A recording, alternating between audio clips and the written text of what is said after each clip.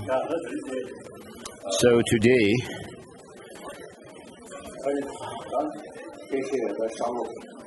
Southeast Asian people, including Korean, an abbot of Dongkuk University. So we do this kind of teaching annually. So today we are also going to have this Dharma discourse.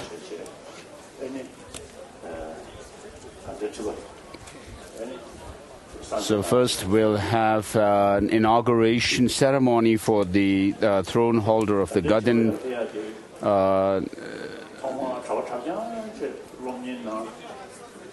Tipa, the head of the Gelug tradition. So the Gaden Tipas come through educational qualification, having done all the studies of Buddhist philosophy, and then having become the abbot of either Gyutu or Gyume Tantric College, and then becoming Changzi Sheji, and finally become the Gaden Tipa. And before the 13th Dalai Lama's time, there were people who became Gaden Tipas, rather unqualified people, such as Chönzes or some kind of a treasurer of monasteries or something like that. But the 13th Dalai Lama made an innovative change here, and therefore he actually put in place a system whereby the really qualified teachers and masters or scholars could become Gaden Tripa, and the first one who became the Gaden Tripa through this process was Tripa Yishi Wangden. And this is really important.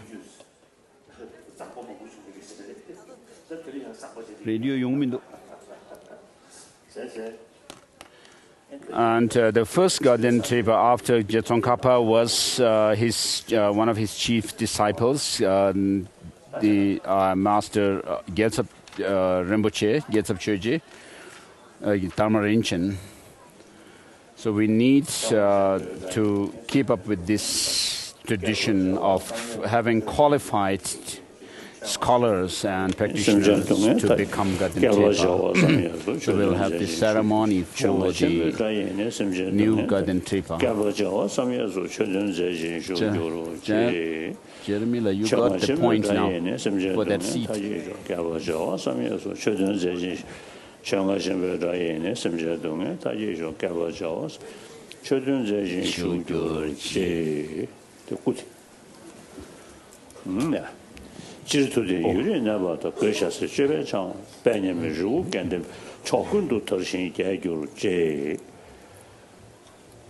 So in general, may the teaching of the Buddha flourish, and in particular the teaching of Master Tsongkhapa, the incomparable Gelug tradition.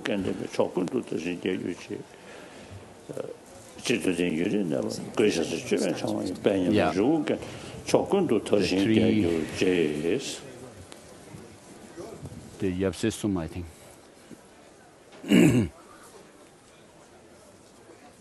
So may the teaching in general, the teaching of the Buddha in general, live long, and in particular may the incomparable Yellowhead order of Tibetan Buddhism.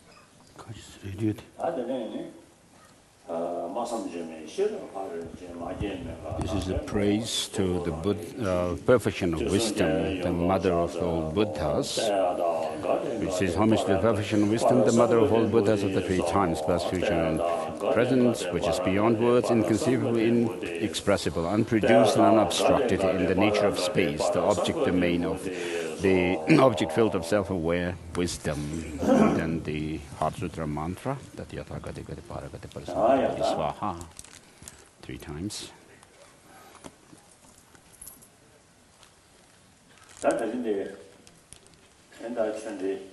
So today's teaching is So the people who requested for this teaching from Southeast Asian region, including many countries. So they have requested me to give this teaching. Therefore, I'm doing this discourse on the commentary of the fundamental verses of the Wisdom of Middle Way by Master Nagarjuna, which is Buddhapalita commentary.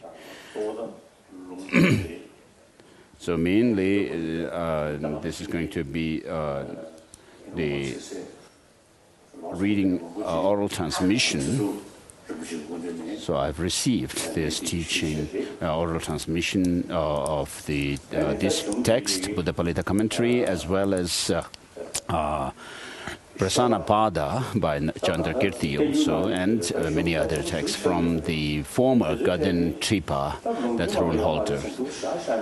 So, of course, I find it quite sad if we just leave the text without using them to teach, saying that, oh, we don't have the oral transmission of these teachings. So whether there is explanatory commentary on these teachings or not, these authors of the great masters of the past have made very strong prayers when they wrote their texts. And so for many centuries, of course, they have, we may not be able to understand each and everything that they have written, but we could at least do something to serve them, to make their writings accessible to people, and we would be doing some service to them.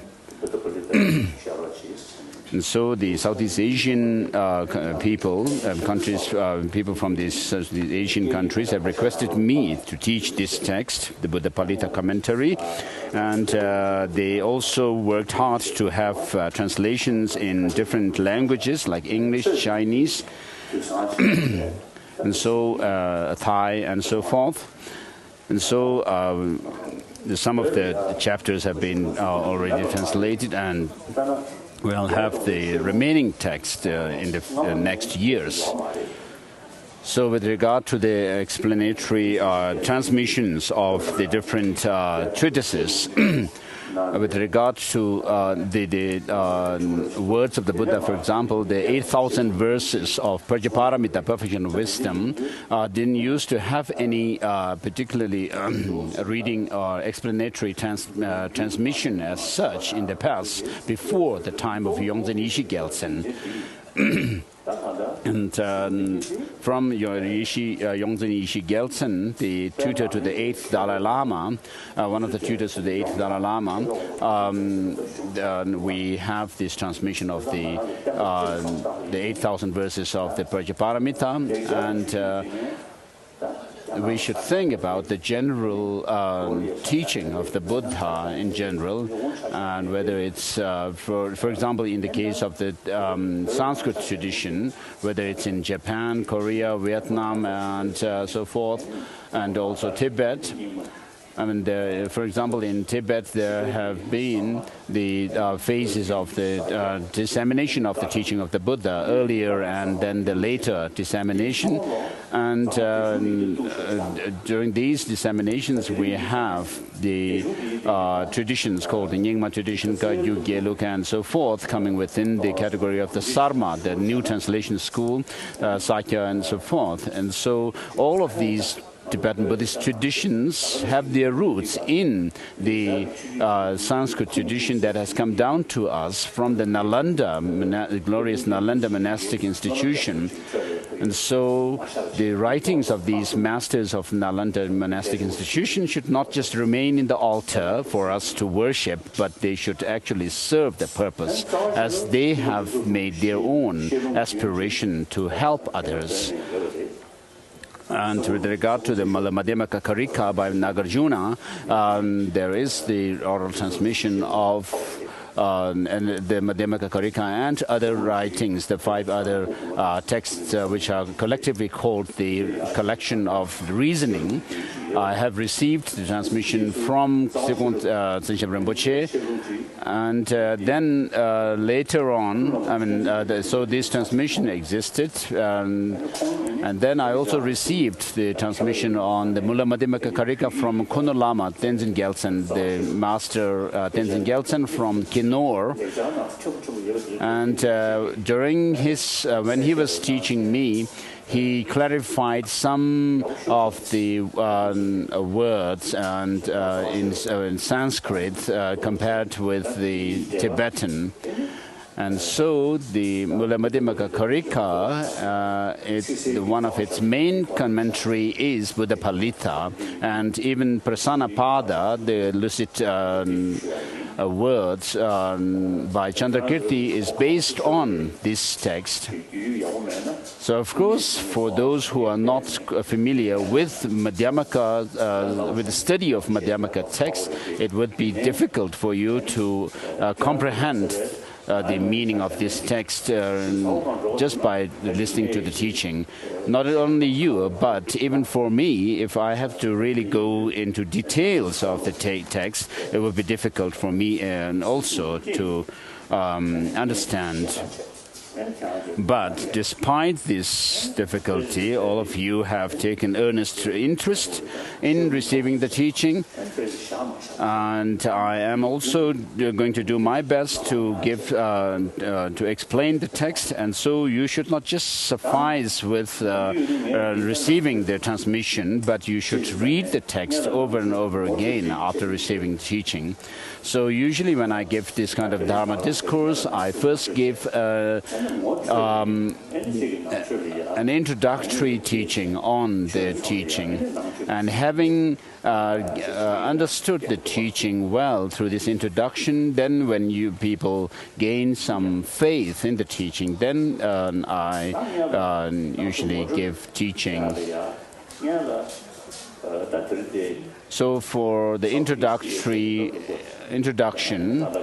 mainly the disciples are from the Southeast Asian region, including Korea and other countries. So with regard to Buddhism, historically it originated in India, and from India it's kind of spread to almost all Asian countries. And so within Buddhist the teaching of the Buddha, there is the Pali tradition and the Sanskrit tradition. So since the Buddha turned the first wheel of Dharma on the Four Noble Truths, so the teaching of the Buddha has spread to all the different countries of Asia. So what is the unique teaching of the Buddha?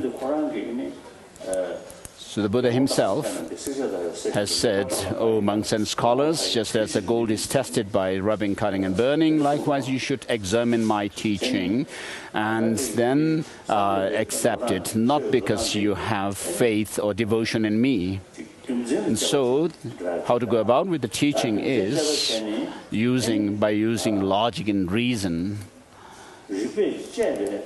So having done critical analysis of the teaching, you come to some conclusion, and then you should also apply that within your mind, so that by incorporating the teaching within yourself, what benefit you have, how you are able to make transformation within yourself, you should understand.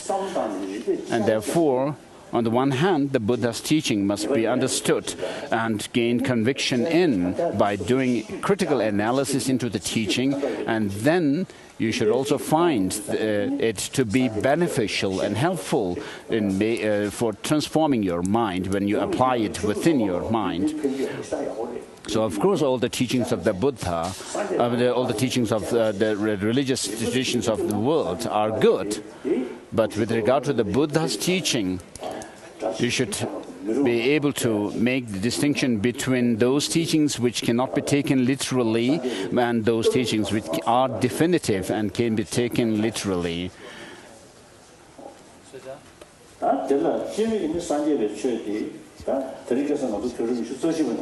So generally, so today, as the world has advanced in science and technology, so with that, education also has improved and made progress in the world. So is the modern education satisfactory is the question that we should ask, which has to do with oriented towards the material development. So the advanced material development that we have made through modern education, is this able to satisfy all our needs or not? We need to give thought to it. So in the world, right now, we are peaceful here, but at the same time, at this very moment, in some parts of the world, people are killing each other, one another, and then there are people who are destitute, and particularly children who are dying of starvation. So this is something, if we see pictures of them, it's something that's unbearable to us. Of course, natural disasters like flood and so forth, also take tolls of life, but those cannot be done. We cannot do much about the natural disasters, but many of the problems that we face are human creation. So these do not happen out of love and compassion, but because of anger and hatred. And this is also in turn rooted in our attachment, which is biased. And so attachment and hatred, anger are biased states of mind, which not only harm oneself and one's peace of mind, but harm others. And so in the world, we have this kind of problem.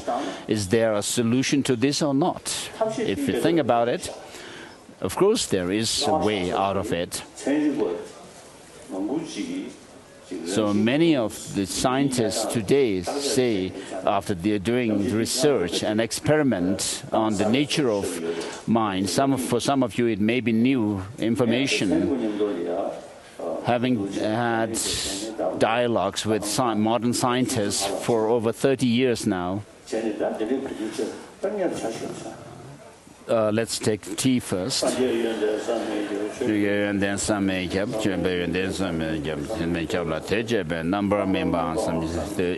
qualities of Buddha and Dharma are inconceivable, and qualities of Sangha are also inconceivable, and we make offering of this tea to the inconceivable ones and reap the inconceivable result.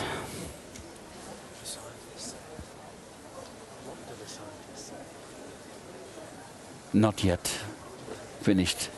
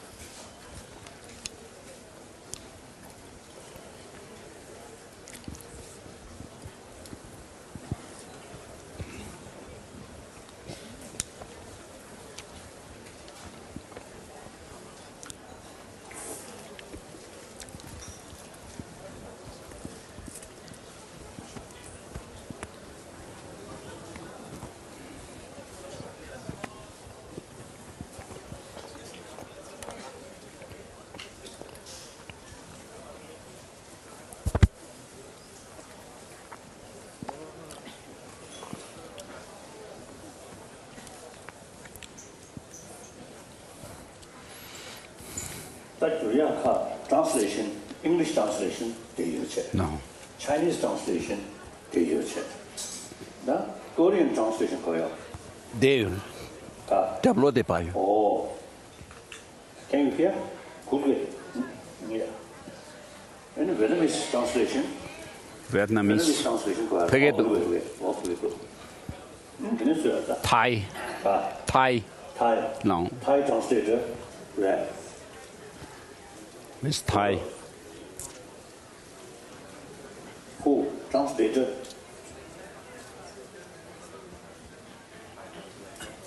Nang lo chập tập chữ sao? Okay. Yeah. What is it? Okay. Or Hindi translation. Or yes. Good. Spanish, Japanese. Only? Japanese. The Hindi translator is Shakyaji. The Hindi translator is belongs to the Shakya lineage, the family lineage of the clan of Shakyamuni Buddha. Maybe the Romanians also have their own translator. Yeah. I almost saw some Romanians behind the temple.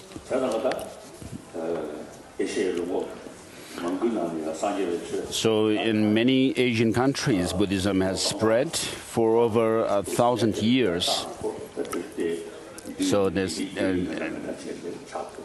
So we have people from these different Asian nations to indicate that. So if we think along about the current situation in the world, it makes us feel see it when I watch BBC News or hear BBC News. I mean, it's really unfortunate that people are going through so much hardship and problem. Children becoming orphaned because of their parents being killed in wars. And in BBC, it was mentioned in the last days that many children, particularly many people, particularly children, are suffering. But the most unfortunate thing is because of being overpowered by our attachment and anger, even religion is used to cause division, and even amongst the same followers of the same religion, people kill each other. So how sad is that? So all this is because of not being able to discipline our mind, control our mind. But the basic nature of human being, if it were to be anger and hatred, then of course we cannot do anything. But as I said earlier, some scientists, through their research and experiment, have come to the conclusion that the basic nature of human beings is compassionate. So they have done this experiment with children, infants, before pre-verbal children. They were shown some animations where children are helping one another, and when this animation was shown to these pre-verbal children, they really become happy and express happiness. Whereas when another animation where two children are actually trying to obstruct each other and show negative attitudes to each other and harming or one another, then when the infant is shown this cartoon, the infant shows rather negative attitude or reaction to it. So I've seen these animations myself, these films myself. So when you are full of anger, anxiety, and animosity and so forth, then that also harms your immune system and it harms your health. So if you are overcome with anger constantly, this harms your immune system, and that in turn harms your health. So in our own experience, when you see someone an angry face, you also need to you feel that, oh, I should take caution, be cautious. But if you see someone rather relaxed and loving and compassionate, you also feel rather free to interact with that person, and then you become close with the person as well.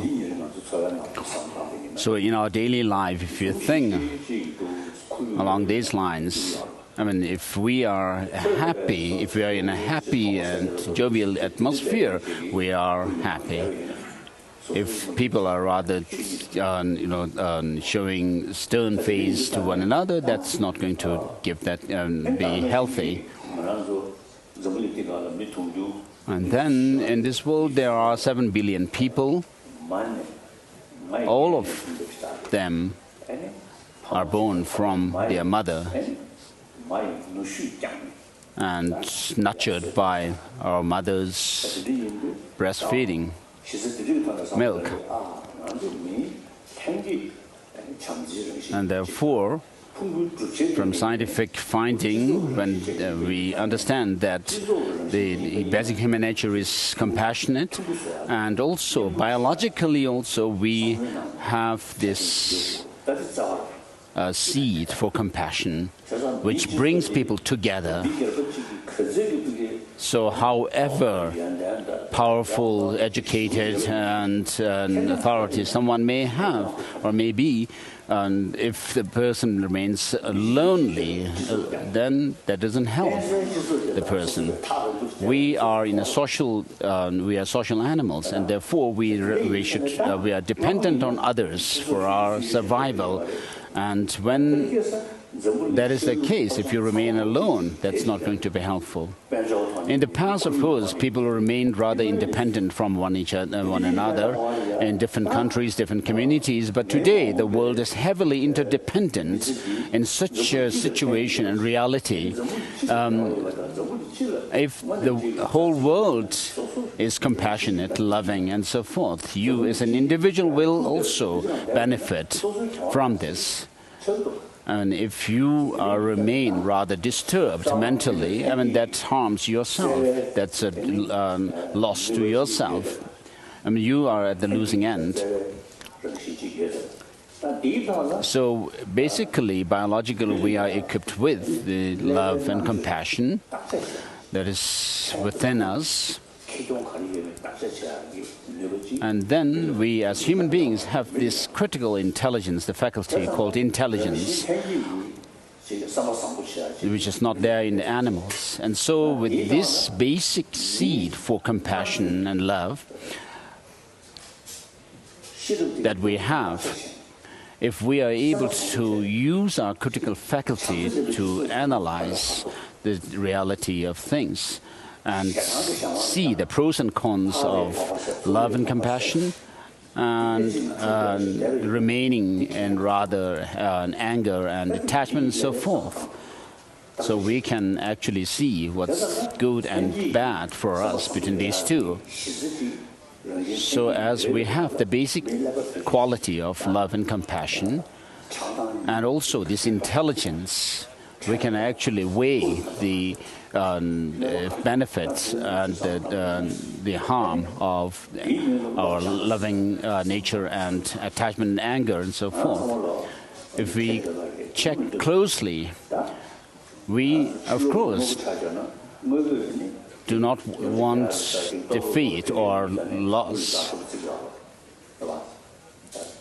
When we do some shopping, of course, we want things that are helpful to us, that are useful to us, and then we would avoid taking poison or being affected by poison and so forth.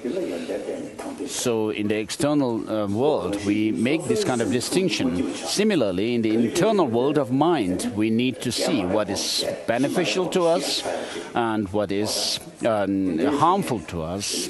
I mean, those factors which bring love, happiness and joy and so forth within us, and those factors which cause us anger and so forth, which in turn shorten our life and also make us age rather quickly. We need to see the disadvantage and the advantage of these states of mind. So when we see the disadvantages of these negative states of mind, then naturally we would rather keep distance from these negative states of mind which harm us. But generally speaking, in the world, people are rather obsessed with indulging in love and hate attitude.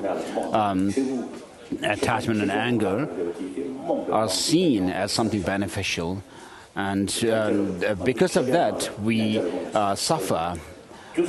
So this shows ignorance of cause and effect. In our traditional texts, we say because of the ignorance about law of causality, we cause ourselves misery. And similarly, in the world today, we see that these negative emotions people are obsessed with these and indulge in them, and therefore we have suffering. So what we need to do now is to introduce to people that these negative states of mind, which are attachment, anger, anxiety, and so forth, are not good. They are harmful to us. We need to introduce this.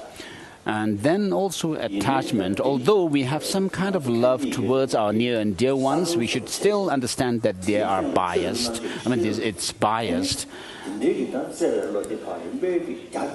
And this basic seed of love or compassion that we have, although we have a biased aspect of it now, we should use our intelligence to see the benefit and the good aspect of this love and compassion and promote it further and enhance this so that it becomes rather unconditional, a universal love and compassion.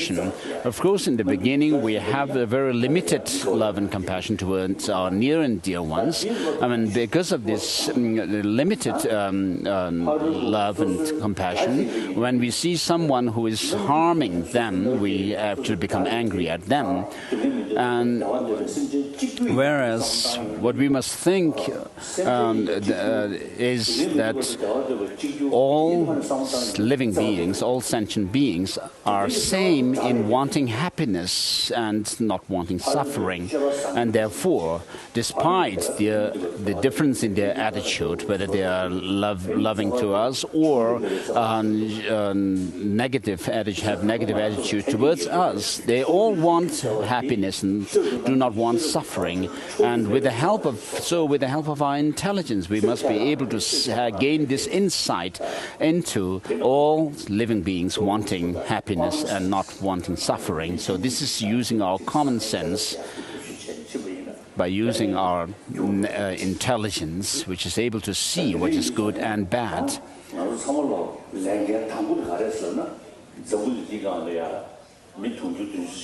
So as human beings,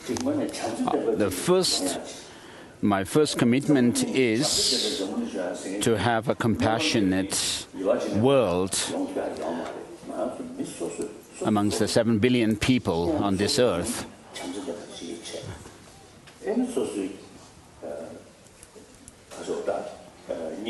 So as individuals, we must become compassionate and loving, and this love spreads from the individual towards our near and dear ones, our family. So when we have a very compassionate, loving family, the neighbors of that family will have also good example from that family, our family. And they would also understand that anger is not good because it disturbs our peace of mind. Even medical scientists and doctors say that anger actually disturbs our energy, and that also disturbs our health. So from one family, love and compassion spreads to 110, and then from there, exponentially to 100, and so forth. So there's no other choice but to have a compassionate world. If we want a happy world, we have to live in this world. So if we could live in harmony, in happiness and love and compassion, how good that would be. Of course, weapons are used to kill one another. There's so much expense on them, but there's no use, only for killing. So if we want peace in the world, we need a demilitarized world, a world free of weapons, so that we need to have an unbiased state of mind towards others, have unconditional love. So most of my life has gone. Now there may be I'm left with 10 or so number of years, but whenever I watch televisions, or when I see people expressing happiness, smile and so forth, I also become happy. Whereas when there are people bullying one another, oppressing one another, and that also makes me unhappy. The individuals who are oppressors also are unhappy. So as individuals, as communities, and we need to think about, I do pray for a peaceful world, a harmonious world. Of course, we have prayed for a peaceful and harmonious world for over 2,000 years. So in Asia and the Asian countries, the Buddhist countries in Asia have also made such prayers, but prayer alone has not brought much fruit. And then other religious followers like Christianity, Jews, and Islam and so forth, Muslims and so forth, also have made prayers. So I also sometimes think that if we are able to have visions of the Buddha or these founding teachers, please bring peace in the world. To us, they would ask, who actually who has disturbed the peace in the world? And they would say that you are the ones who are actually creating problems. And so we need to engage in action to bring peace in the world. So similarly, in the case of Jesus Christ, if some Christians were to have a vision of Jesus Christ, and also for Muslims, if they were to have a vision of Muhammad and ask for peace in the world, they would say the same thing. In these different religious traditions, there are people who ostensibly are practitioners, but they are full of love, hate, attitudes. And of course, that will not bring about peace in the world. So if we need peace in the world, we need to do this through the practice of love and compassion. It cannot be achieved through wealth or our power, might. And this also needed to be done not through religious dogma, but through education, by introducing people to what actually brings us happiness and peaceful mind, and what are those factors which disturb our peace of mind. And we should also use scientific findings, as I mentioned before. So, as a human being, my first commitment is to bring about the peace in the world between humanity. So for that, we have the teaching on love and compassion in the different religious traditions. So before the Buddha came to India, appeared in India, there were other religious traditions of Hinduism and Jainism and so forth. And then the other religious traditions of the world as well. All of them have the same message, which is love and compassion. And in order to promote this, enhance the practice and the experience of love and compassion, they use different philosophical ideas, such as the theistic religions using the Creator God as the reason for love and compassion. So they say that this very life was created by God, and therefore, the followers feel rather close to the Creator God. So they don't feel God is something very distant from them, but because God is also the infinite love, they can feel close to this God who has created them. And therefore, if they are able to make their life loving and compassionate, they could actually imagine themselves after this life to be in communion with God.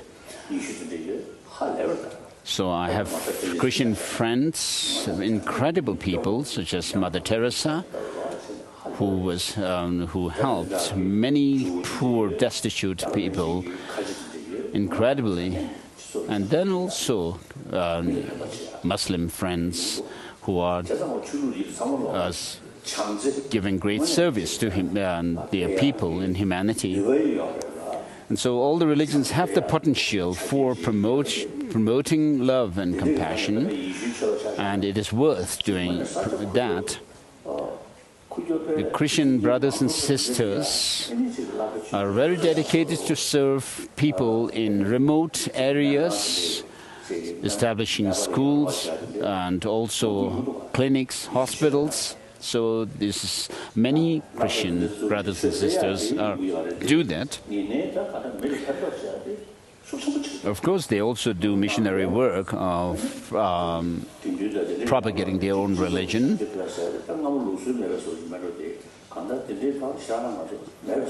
But this seems to be lacking in our communities, in Buddhist communities, the extent of serving people through education and health care. So all religions have this, the potential, the same potential of promoting and advancing this experience and the practice of love and compassion. But on the basis of differences in the religions, people sometimes make division amongst people, saying this is my religion, that is your religion, and so forth. So in India, there have been many different religious traditions which have lived rather harmoniously for over 1,000 years. So India has over 1 billion, maybe 1.2 or 3 billion people. So all religious traditions have lived rather harmoniously. In Haryana recently, there was this Ram Rahim, this religious leader whose followers are now causing trouble. But on the whole, India has a very good religious harmony amongst the 1.3 billion people of the country. So this is an example for the rest of the world that to show that, to understand that religious harmony and coexistence is possible. So as a religious person, my second commitment is to promote religious harmony and also promotion of love and compassion, as I said before. And then here we are gathered for Buddhist teaching. And so, as I said earlier, Buddhism with regard to Buddhism, we need to understand the teaching through critical analysis, logic and reason. So, since we instinctively want happiness and want to avoid suffering, we need to see what causes the suffering and whether these causes have the counter an antidote to counter them or not. So since undisciplined mind needs to be dealt with from within the mind itself, we need to use our mind and use our intelligence to see the negative effects of our negative emotions and then try to correct ourselves, to transform ourselves by doing this kind of analysis. And then with regard to the teaching of the Buddha, it touches on the obvious objects which are perceptible with our sensory perceptions, and then there are those objects which are slightly hidden, which should be understood through inferential logic. And of course, when we use inferential logic, we need to also be able to corroborate that with experience. And so, the experiential knowledge and experience of the direct perception must be taken into account as well. So, about 40 years ago, I had interest in to have discussions and dialogue with scientists, and some of my friends have told me that, and of course, you need to be careful. They warned me that science is the killer of religion. And then there were people who were Buddhist also. My friends have also warned me against this. But when I thought about the teaching of the Buddha himself, saying we must examine the teaching and not just believe it out of blind faith. And I thought that that there's not going to be any negative consequence by having dialogues with modern scientists. So I have a scientist who doesn't believe in mind or consciousness apart from the brain, but he was full of worries. And it's not easy, of course, but if the worry that he has only to do with brain cells, then those brain cells which cause worry could be taken out, but that's not easy, of course. So neuroscientists have taken interest in how our mind, our consciousness causes us happiness or joy and misery. And some of these neuroscientists have actually done experiments on how the brain itself, our brain itself, can be affected by mere thought.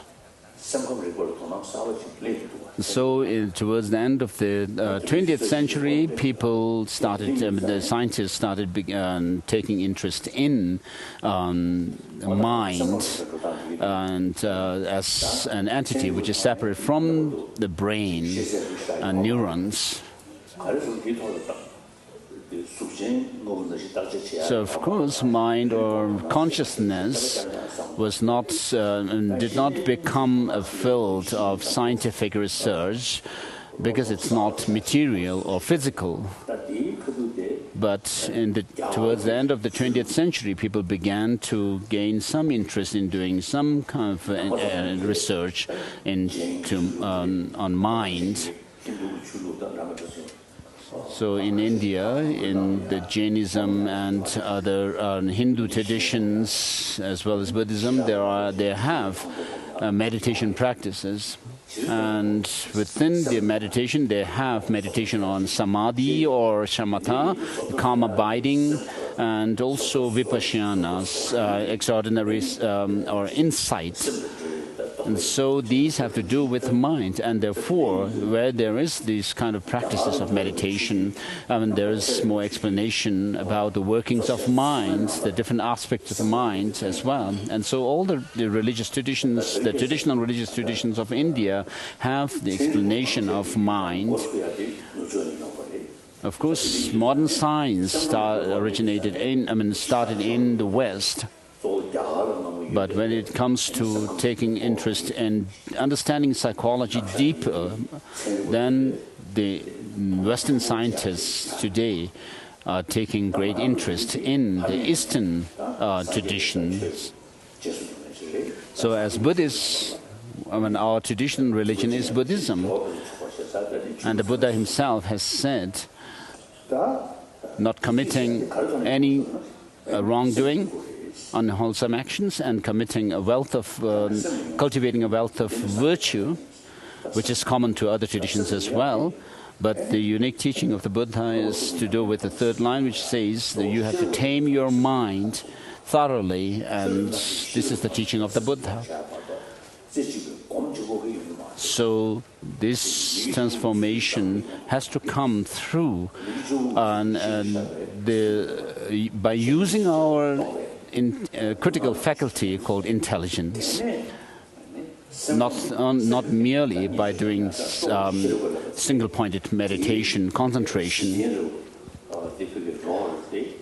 Of course, there is the practice of morality, on the basis of which we develop single-pointed concentration and use that to channelize our mind and energy so that we are able to use the critical faculty of intelligence powerfully to make transformation within ourselves. So, faith or faith and intelligence are the means to transform our mind, but it is mainly this intelligence which does the work of really making transformation within ourselves. Of course, Buddhism in ancient India, they have very profound teachings to make transformation of our mind, but much has declined in India itself. But today, when we look at the different traditions, the religious and spiritual traditions that are extant, I found that much of this information and the practice of for making the transformation within ourselves, using the critical intelligence, is within the Tibetan tradition of Buddhism. As an old man who has been interacting with many different people from different backgrounds, I have found this to be true. So from my experience, I've come to the conclusion that with regard to psychology, the psychology which in ancient India spread in ancient India greatly. So it's only Tibetans today who has kept this tradition alive. Perhaps I'm biased as a Tibetan, but whether this is true or not, you should check.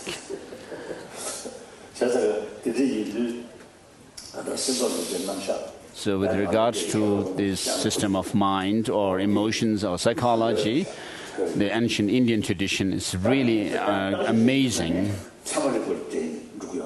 So this in turn is related, we must be able to relate it with epistemology and logic. And this tradition again is extant only in the Tibetan Buddhist tradition, the Nalanda tradition, So there are, of course, in Pali tradition, there may be the use of logic to a certain degree, but mainly following the epistemological traditions of Dignaga, Dhammakirti, and Chandarakshita, these masters. We, the Tibetans, have kept this tradition alive. These teachings and writings of these masters are found in our translation in Tibetan, and we also do an extensive, intensive study of these texts and then apply these teachings within ourselves. And so, therefore, this tradition of using logic, epistemology, and reasoning is extant only in the Tibetan tradition.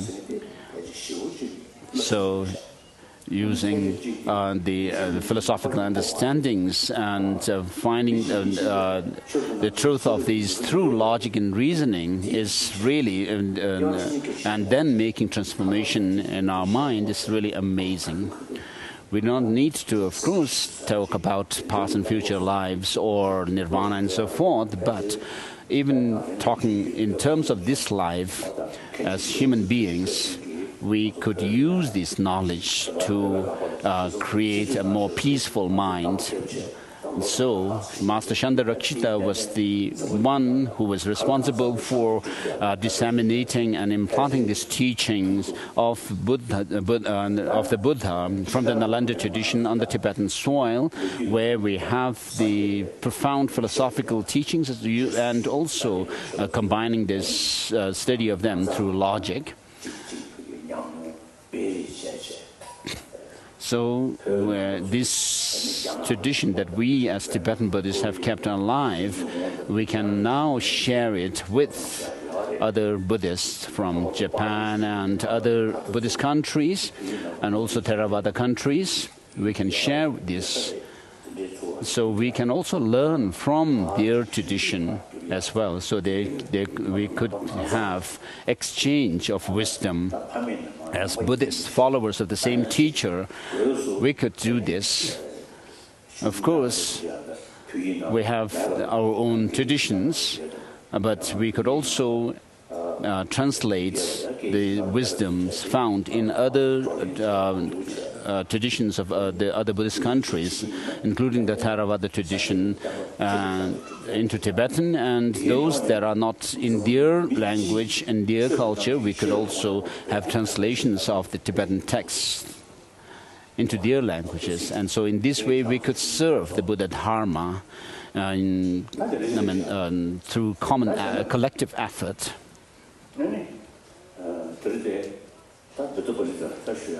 So we are here for Buddhapalita teaching.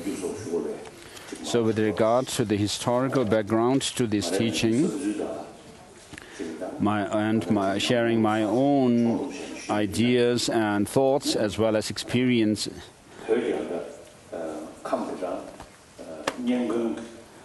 In the Kham region of Tibet, there was one master named Nyengun Sungrap, who has come up with these terms, the general structure of Buddhism and the specialized teaching.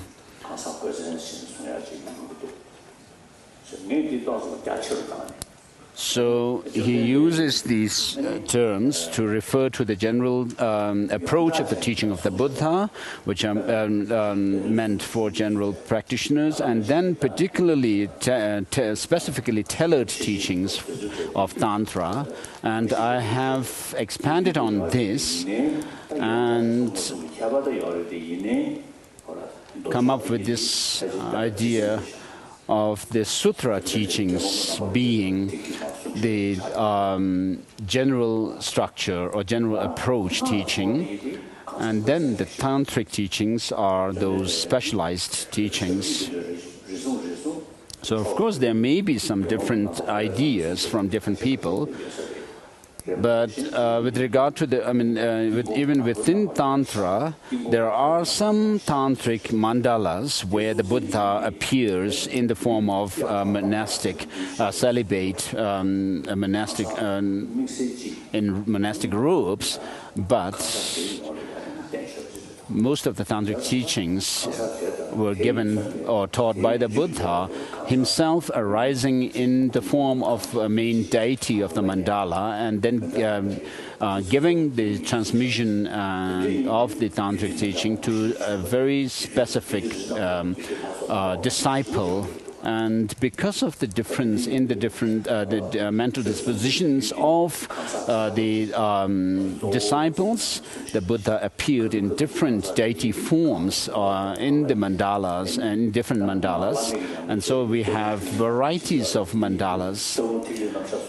And then in the highest Yoga Tantra, we also come across the teachings pertaining to those of the channels, the energies, the motile energies, and also the subtle mind, bindus and so forth that flow in the channels. And these also have to do with the different mental dispositions of the disciples. But with regard to the general teaching, the Buddha gave the first sermon of the Four Noble Truths, and then he also turned the second wheel of Dharma, which was taught in Rajagriha and on the Vulture Peak. And then the third teaching, turning of the wheel of Dharma. So I think if we could categorize the Sutra as the general approach and the Tantra generally as specialized teaching, I think that's right and correct to do. So with regard to the teaching of the Buddha in Tibet, with the help of Master Chandarakshita, he passed on the monastic ordination in Tibet, and then also the teaching. Mainly, he took the responsibility of giving teaching of the Buddha, teachings to the Tibetans, as well as teaching philosophy, within which he taught philosophical traditions as well as logic. And so we have the term of the crossed necks of the two lines, referring to the Madhyamaka tradition, philosophy, and epistemological tradition, combining these two. So in Tibet, people have more or less become so fond of tantric teachings, which are specialized teachings. And people have not really paid much attention to studying the basic teachings of the Buddha. And similarly, it was the case with the Himalayan people of the Himalayan region in India, Nepal, and so forth. But since I have urged people to take more interest in the teaching of the Buddha, and people have begun to taking interest in the studying the Buddha Dharma more extensively. Since I came into exile, even in the 60s, I have urged the monasteries, which were traditionally more or less ritual monasteries, and they should actually take up study of Buddhist philosophy, and even the nuns should take up the study of philosophy. And so since that, even nuns have, the monasteries, ritual monasteries, and the nunneries also have started studying, included study of philosophy in their curriculum. And then after having studied for over 20 years, we have today nuns who have become qualified, geishis, equivalent to a PhD degree. And then I have also urged in different regions, in Himalayan regions and Tibetan communities, to use even small temples for teaching the general public the Buddha Dharma. So I have been urging people to do that. So of course we have had this shortcoming or drawback in Tibet. I'm supposed to be just to tell you that we Tibetans have lagged behind with regard to the teaching of the Buddha as the highest Lama in the Tibetan community, Tibetan society. If I actually let people know what these shortcomings, there's nothing wrong. So we need to pay more attention to do deeper study of the teaching, not only lost ourselves in tantric rituals. Of course, Tantra has its own profundity, but without the foundation on the basis of which we could do tantric practices, how can we do tantric practice properly and correctly? And therefore, those ritual monasteries, I have urged to do philosophical studies, and in which we study the writings of the 17 Nalanda masters, for example. The writings of these 17 Nalanda masters are our textbooks, and their writings have to do mostly with the general approach of the teaching. So the profundity of Tantra must be expressed through the practice of bodhicitta and the understanding of emptiness, but these are taught in the not in so much in the tantric scriptures as well, because they were already taught extensively in the sutra, the general approach teachings, and therefore for a practitioner of Tantra, first we must study well the sutra teachings so that we could, with regard to bodhicitta and the view of emptiness, we must gain some certainty and conviction in these teachings. For example, in order to practice bodhicitta, this spirit of enlightenment, altruistic spirit of enlightenment, we need to see the opposite of bodhicitta, which is this extreme self-centered attitude. So we need to see the shortcomings of this attitude and what is the benefit or the advantage of cherishing others over oneself are extensively taught in the sutra teachings. And so we must study them and then apply them within ourselves to cultivate bodhicitta. And then with regard to emptiness, of course, with regard to the teaching of selflessness, there are different interpretations or understandings according to the different followers of different philosophical schools within Buddhism. In the Vaibhashika system, and mainly they follow scriptures. And then within the Sutra and Tantra philosophical school, there are, of course, those following reason and those following scripture. And then the Chittamatras and so forth also teach selflessness.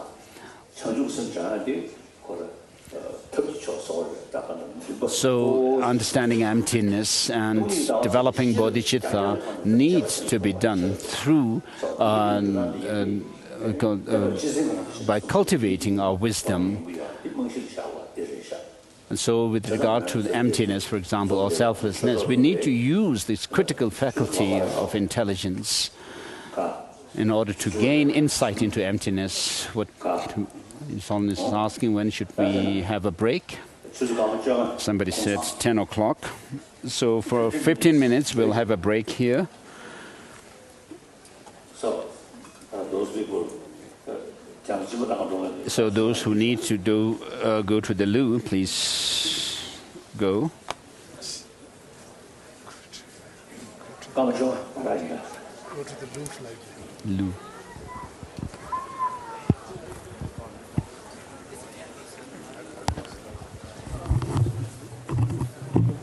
So,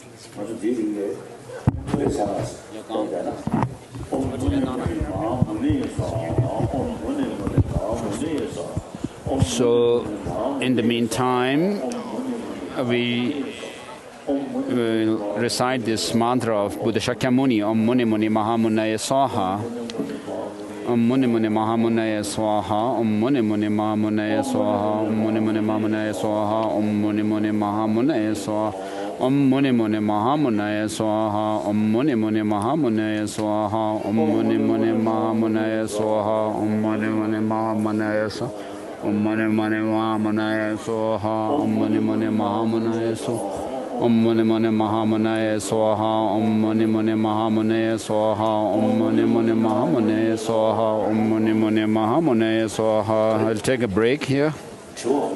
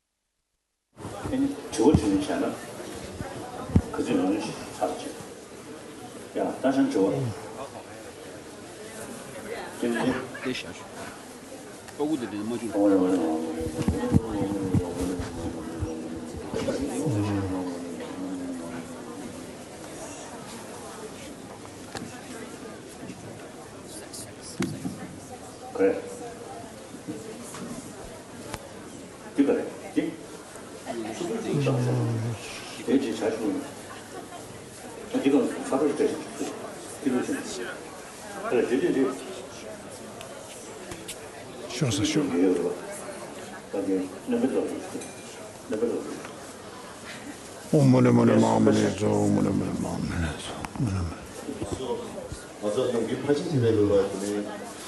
The question is, according to the Prajna Paramitra system,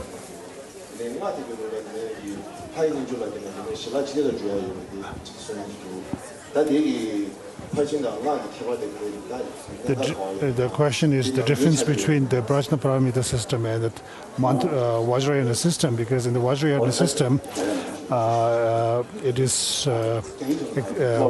there is explanation on the deity yoga, whereas that is missing in the that is not there in the Prajna Paramita system. So how can you differentiate? What is the distinction between the two systems?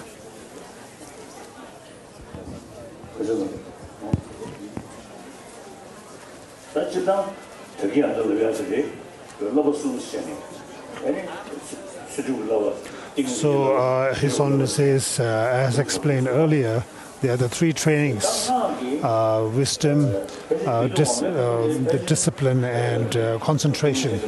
In Vajrayana system,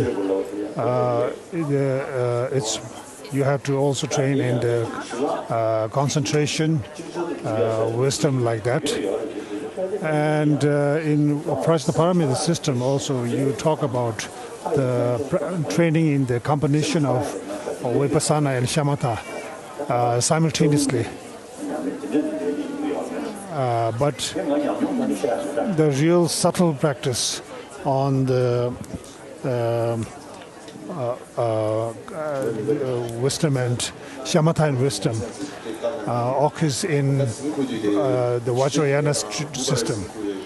His Holiness says he's not completely sure about this, though.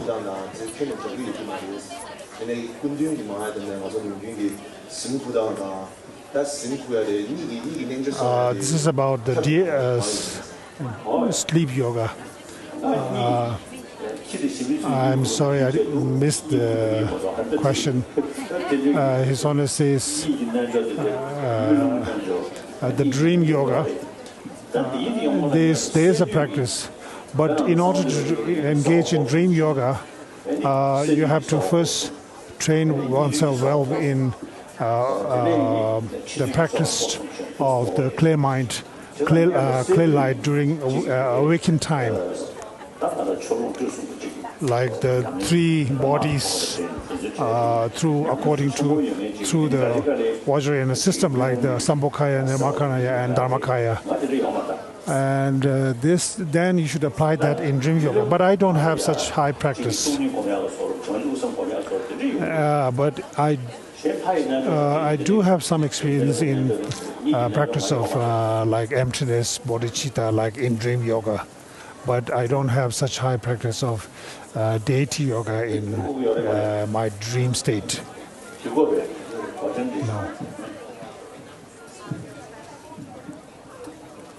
Next question.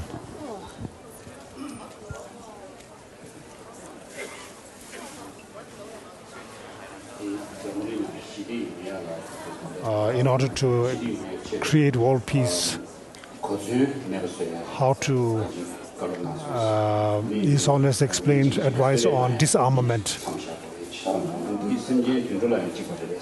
and giving up of violence, killing each other. And how about applying this to animals, giving up killing animals? His Holiness says that's right. Now, with regard to this, in the Jain religion, they have this pure vegetarian system.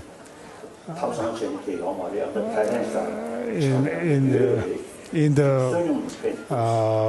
Buddhist Vinaya system, the monks go for this alms begging. So whatever the monk, the sponsor, the donor gives to the monk, you have to eat. This is given in the Vinaya system. So in the Vinaya system, the non-vegetarianism is not completely ruled out in that with respect to that. You have to eat whatever is given to you, whereas in the in Bodhisattva Yana system, there is practice of pure vegetarianism, like in some Chinese monasteries. Among some Chinese practitioners whom I know, some stick to pure vegetarianism, which is really remarkable.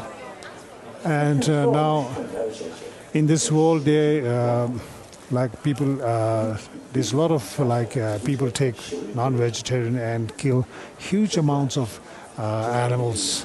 Like there's complete disregard for the life of these animals, as if they are not like animals have consciousness at all. So in India, in exile, in our diaspora institutions, we have quite a while, since some years ago, we have tried to introduce vegetarianism in institutions, though not in the private homes, to give up non-vegetarian food, like in schools, monasteries, in the Tibetan settlements in the South India.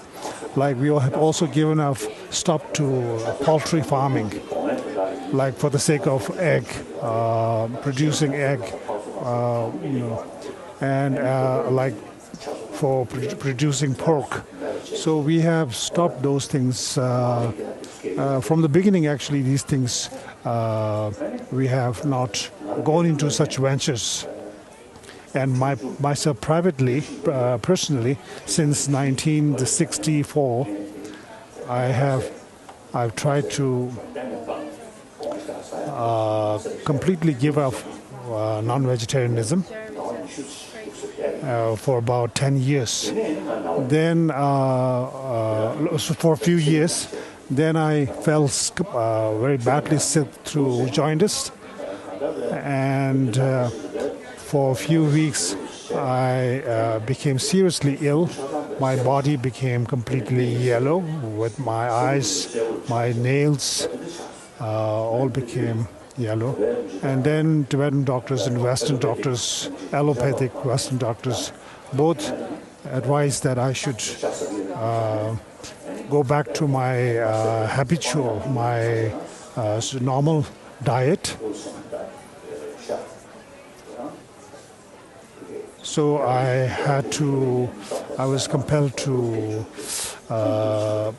go back to consuming a little bit of vegetarian meat.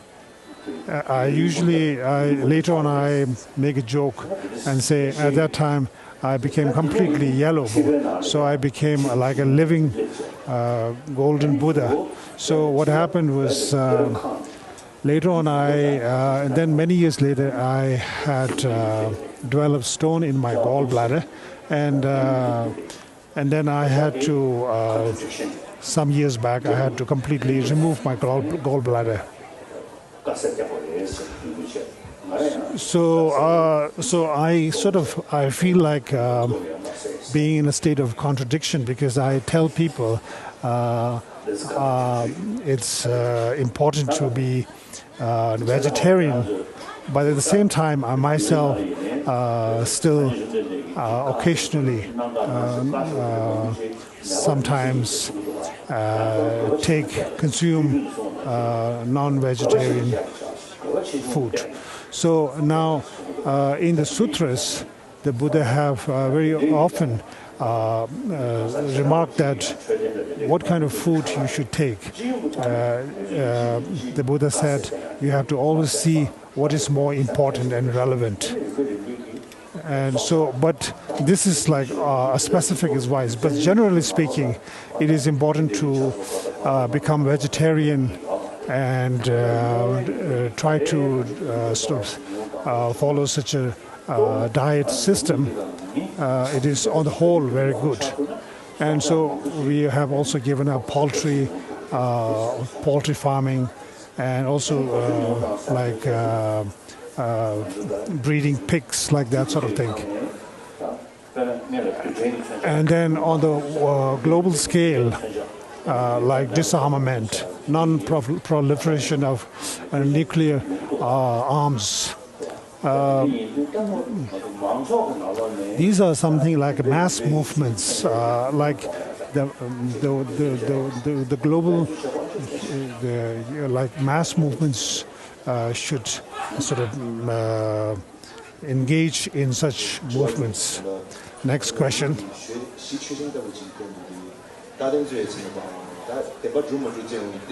That's regarding how to analyze the ultimate reality.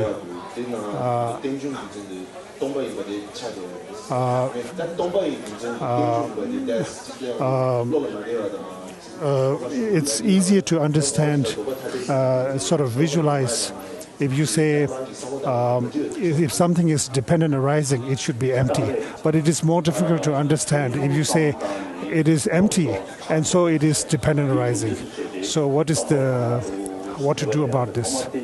So His Holiness says, first try to think on the lines of gross dependent arising, and then gradually go into ultimate analysis, because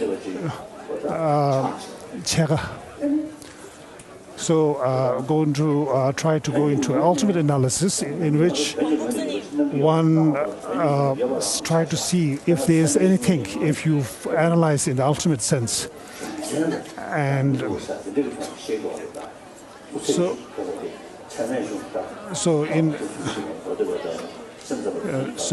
all the four schools, they engage in this final analysis in their own different ways.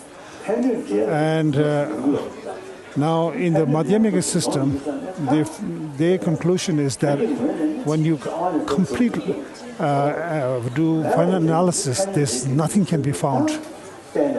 But at the same time, simultaneously, things do perform functions, even though they are not found in the final analysis. And so therefore in this process, first you think about dependent arising nature of things, that things do cause and effect, perform cause and effect, like that sort of thing. Everything is dependent, arises in dependence in relation to others. At the same time, they don't exist from their own accord, because that is something you found when you did the final analysis. So while they are relative dependent. So since something is, all phenomena are dependent, they cannot be non-dependent. So because dependent and non-dependent are contradictory. So when you look at things, they appear as if they are independent, while at the same time, when you analyze, they are dependent.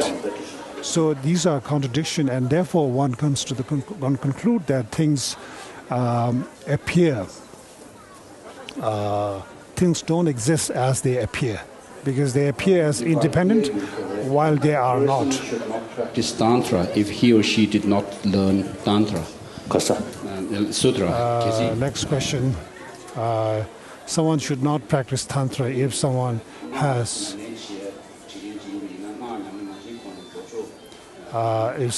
not learned Tantra without prior study on Sutra.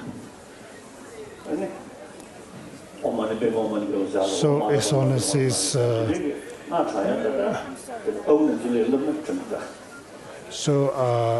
His Holiness says,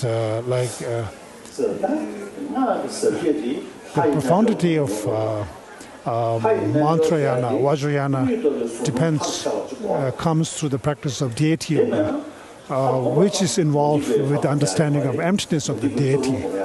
Because otherwise, even in non-Buddhist traditions, like they have practice of Deity Yoga, the practice of the drops and wind energy, like the channels, like that. They have also the inner fire practice system.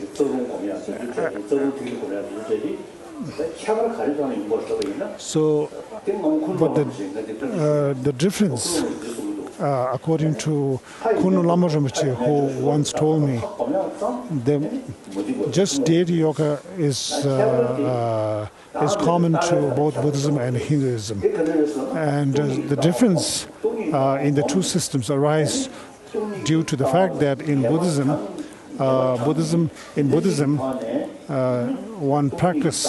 one's practice of Deity Yoga involves the understanding of emptiness. So how much power or effective is your practice of Deity Yoga depends on how much profound is your understanding of emptiness of the Deity Yoga. So that same understanding of the emptiness of the object arising in the form of the deity, that is the real Deity Yoga. So this is what is called. So if this is not there, even if a practitioner practices a Deity Yoga by visualizing the hand symbols, the features of the deity, it is not that extraordinary, and that practice alone cannot counteract self-grasping. However, with the help of practice of emptiness, and then we meditate on the Deity Yoga as by thinking that it is a Deity Yoga, you or yourself as the Deity Yoga is empty of inherent nature. That kind of practice counteracts self-grasping. So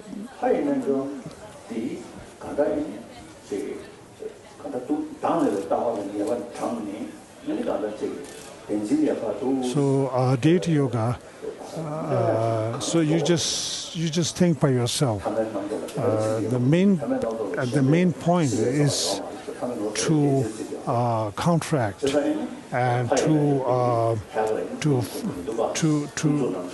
overcome the self-grasping of the deity.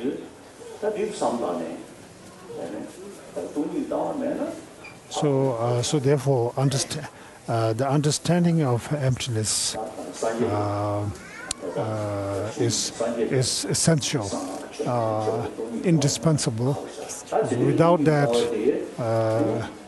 Vajrayana practice is very, very important.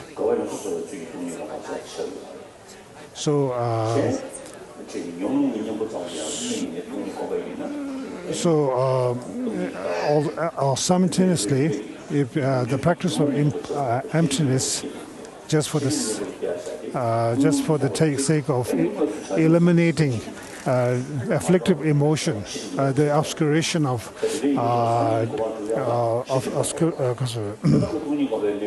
afflictive emotion is not enough, because the emptiness should be practiced in such a way that it becomes such that it is an antidote to remove the obscuration of knowledge also. And that for this one needs the practice of bodhicitta, because bodhicitta is a practice to attain the aspiration to attain enlightenment. And so when that is involved, the deity, one's practice becomes a practice to overcome the obscuration of knowledge also. I know living in the present is very special and real. However, I'm still disturbed by the past and future. How or what practice can I do to let go the past and future and focus on the present? So His Honor says that this is it may sound like a complex question, a problem, but one should look back at one's past and experience.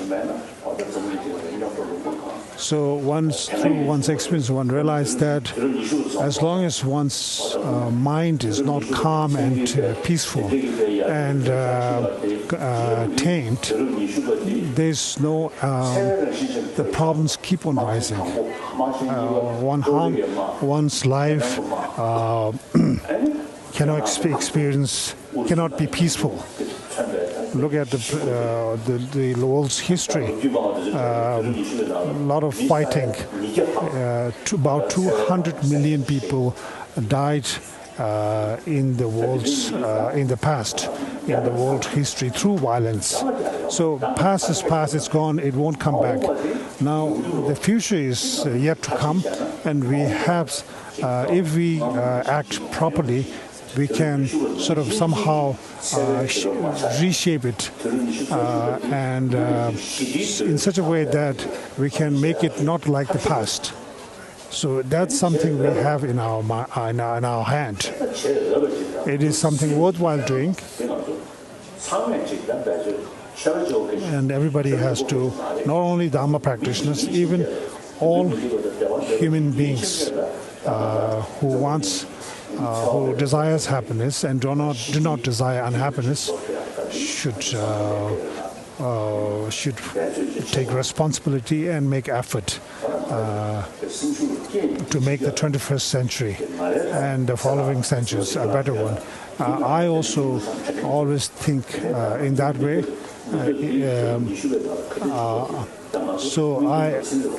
What happened in the 20th century is very obvious to us. We all know this. We have seen it. So if we live the next century also like the past 20th century, then the 21st century will also be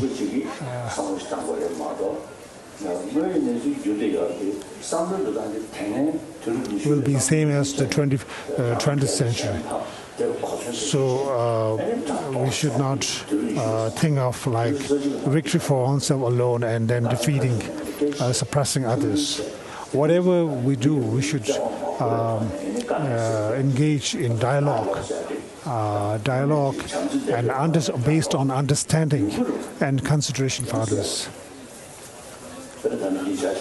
Recently, now the standoff between India and China was kind of became a dangerous situation a few weeks ago.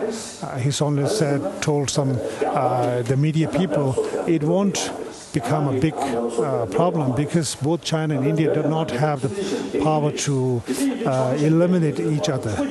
It's better to live in harmony and peacefully. And now the good thing is recently there's a important economic forum going to taking place in China in the coming near future. As a result, the Indian Prime Minister is required to attend that. Now, as a result of that, now the standoff in the border standoff between India and China has cooled down, and they are already talking about solving it through negotiation and like that. So common sense is very important. Unless someone is a mad person, then it's better to always use common sense, peace, and solve everything through in an amicable way and win-win solution system.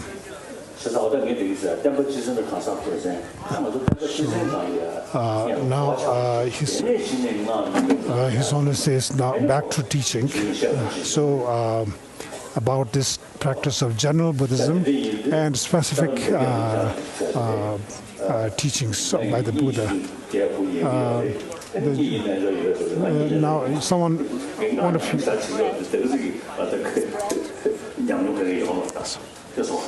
So you asked me, one of you asked me about whether I have deity yoga practice.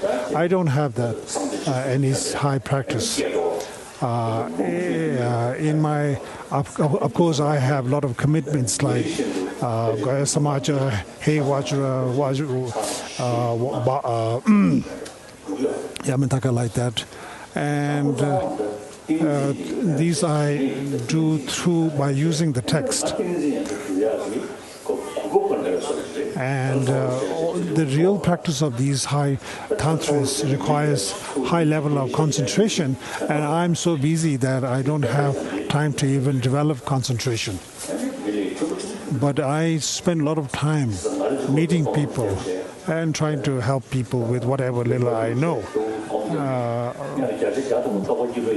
And on the other hand, if I spend my time spending a lot of time in sort of alone, privately, practicing deity yoga like that, first of all, there's no guarantee that I will succeed in developing high spiritual realizations.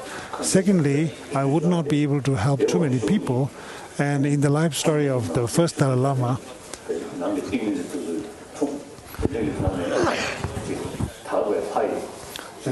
it is said that the first Dalai Lama had very experiences of very high realizations of deity yoga like that. But he has said that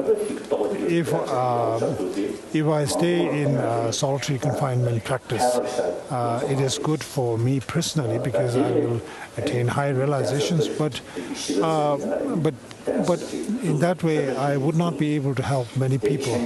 Rather, I would, if I sort of start a monastic sort of institution where he can help spread the Dharma, teach Dharma to many people, it would help more people. And due to that, he left his hermitage and went down to Tashi Shigatse, where he eventually established he made the plans to establish the Tashi Limbu monastery. And then in his own autobiography, in the later part of his life, there's one section where he said, "Now I have become very old." And one of his greatest, he has many great disciples. One of them told him, "Now you are a great master and highly realized, and when in your next life you will go to very like Pure Lands in paradise." And he said, the first Lama in reply said that, "I have no wish to aspiration to go to Pure Lands. I wish only that I am reborn in samsara to help sentient beings." And I'm always moved by that. this is really true. And because of that, I always make this prayer that may as long as space remains, as long as sentient beings remain, may I always be born in samsara and help sentient beings. This one, and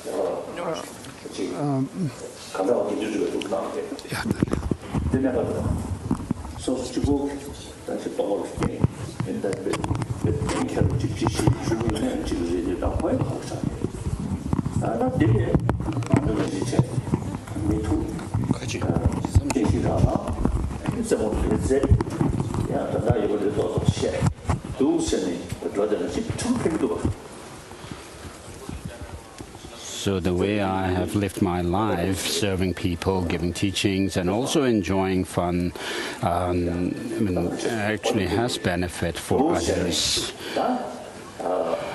even if it may be little.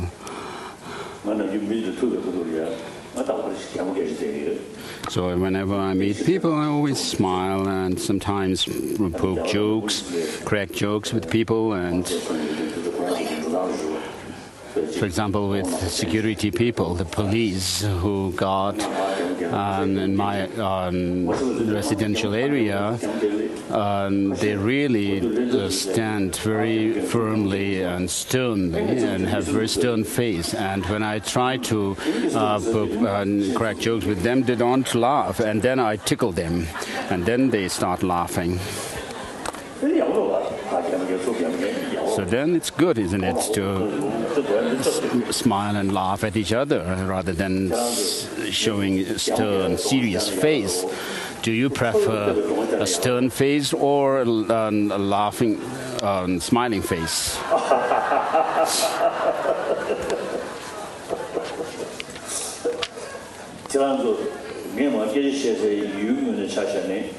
So regarding yourselves, when you are really alert and enthusiastic, I also feel encouraged to give more teachings. And when you are sleepy and dozing off or expressing very boredom, then I also feel bored.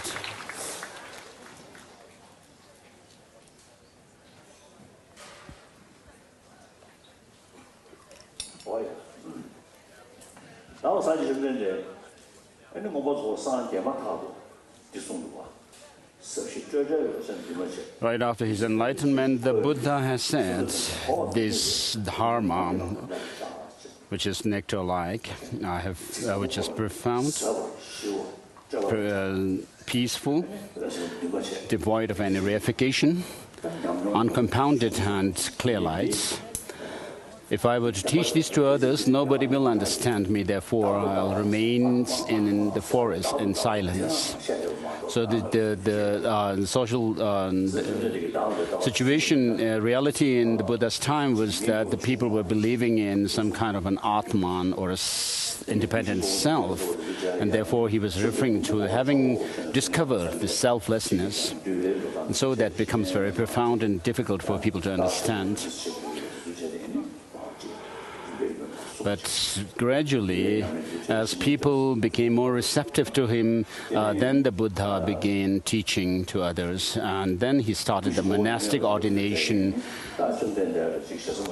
and then gave teachings on selflessness and so forth.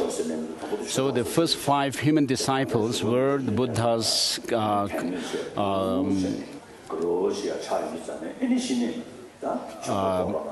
spiritual brothers in the beginning. And then after the Buddha became enlightened, they became his disciples and requested the teaching. And he gave the teaching of on the Four Noble Truths during the first turning of the wheel of Dharma, or the first sermon. And then he taught the Four Noble Truths in 3 aspects, repeating the Four Noble Truths in 3 aspects 3 times. And so with regard to the Pali tradition, so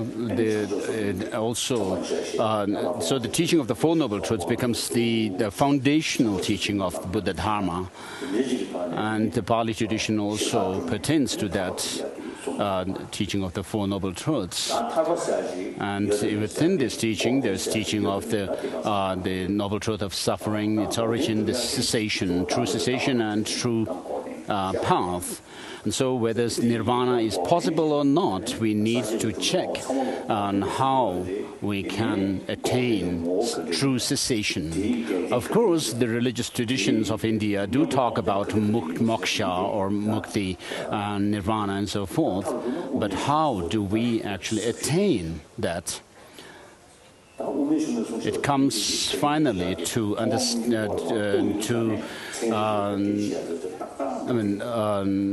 based on the Madhyamaka philosophical understanding of emptiness or selflessness, to be able to define cessation correctly.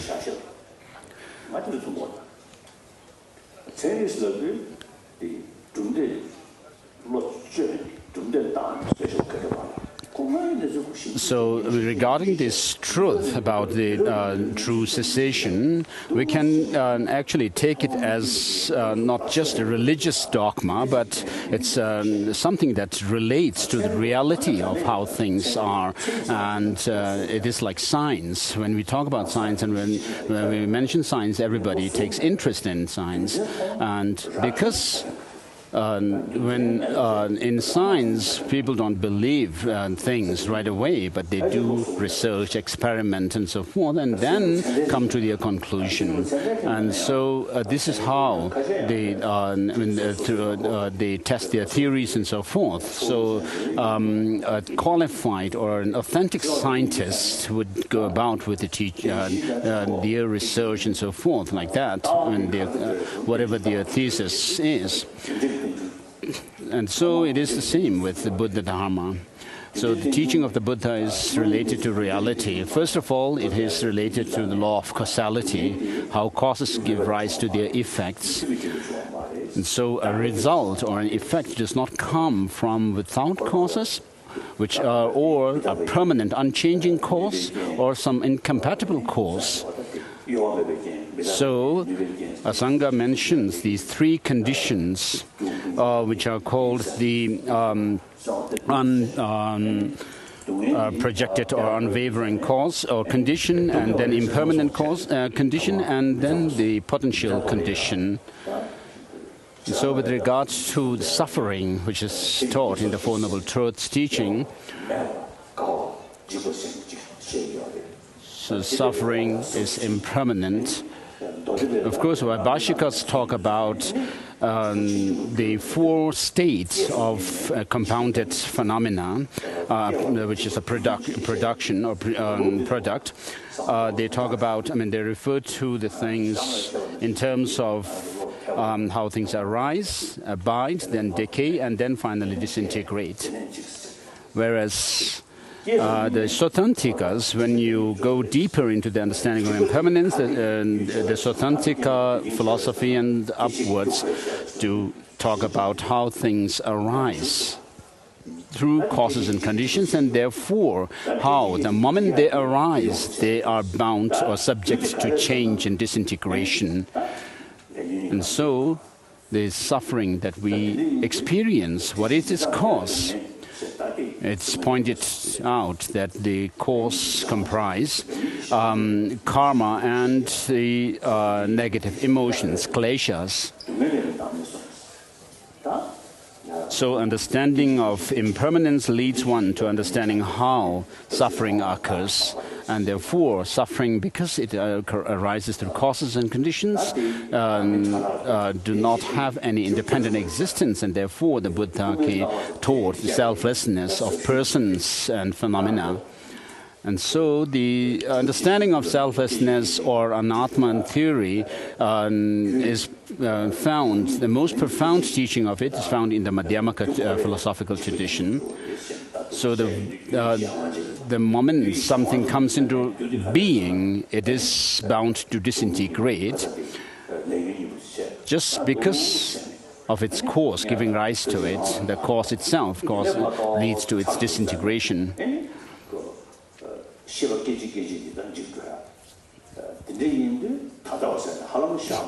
So when you talk about impermanence in this way, we can see how things are changing moment by moment. And so when we apply this understanding of moment by moment change to the mind, of course, we cannot pinpoint anything as being the present moment as such.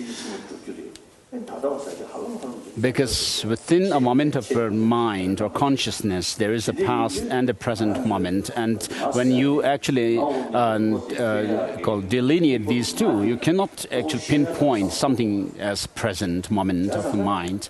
And therefore, with regard to the self, you cannot find the self.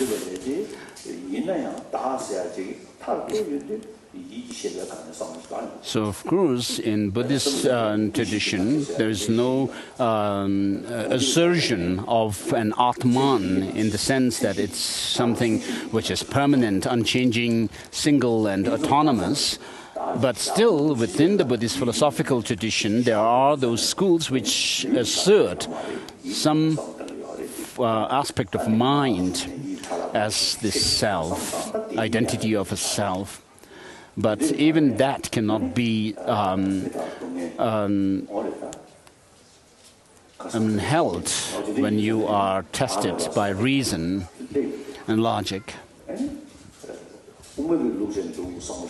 So if you look at the selflessness or impermanence, suffering and selflessness from the point of view of the Madhyamaka school, you'll understand that not only the persons or the beings are selfless, without any independent entity called self, but even those psychophysical aggregates, which are the basis for the designation of a person, do not have any independent existence. But nevertheless, our ignorance holds on to some aspect called a self, which is independently existent. And therefore, the Chittamatras use the logic of these to disprove that there is nothing external to our experience. Nothing exists externally, in other words. Only the mind is real. But then, when they are tested through reason and logic by the Madhyamakas, then they cannot hold on to this theory as well. And so, saying that nothing exists independently is not equivalent to saying nothing exists externally for the Madhyamakas. External things do exist, but then they do not have any independent existence. And so, within the Madhyamaka school, the Madhyamaka school which propounds that things do not have any intrinsic, inherent, independent existence whatever. Whereas in the Pramana, the epistemological system, they do say that there is something objectively existence for our consciousness, our cognition to be a valid cognition. But that's not the case for the Madhyamakas. Though things do not have any intrinsic, inherent or independent existence objectively, and existing things is not there, yet they do exist. Things do exist. Things in self and experience do exist by way of designation, merely by way of designation. So they do exist in name. So for over 60 years, I have been giving thought to this understanding of selflessness, and with thanks to my debate assistant, Mongolian who was the one who actually gave me the impetus to take deeper interest in the philosophical assertion of Madhyamakas.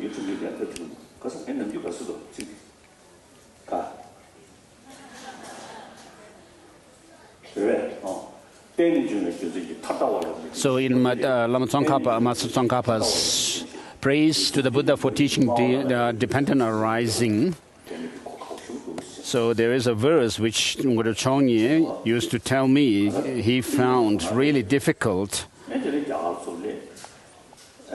because of the reason that things are dependently arising, the Madhyamakas do not fall or rely on or hinge on to the extremes, so and so forth. So in the beginning, when I gained some insight, experiential insight into the selflessness, I found out later by checking thoroughly that I had gained insight into the selflessness in the sense that things do not have any substantially, self-sufficiently existing self. But then later, as my understanding deepened, I could, in a way, say that I understand that things do not have any independent objective existence, but then they are merely existing by name and label. In Mumbai, when I was traveling,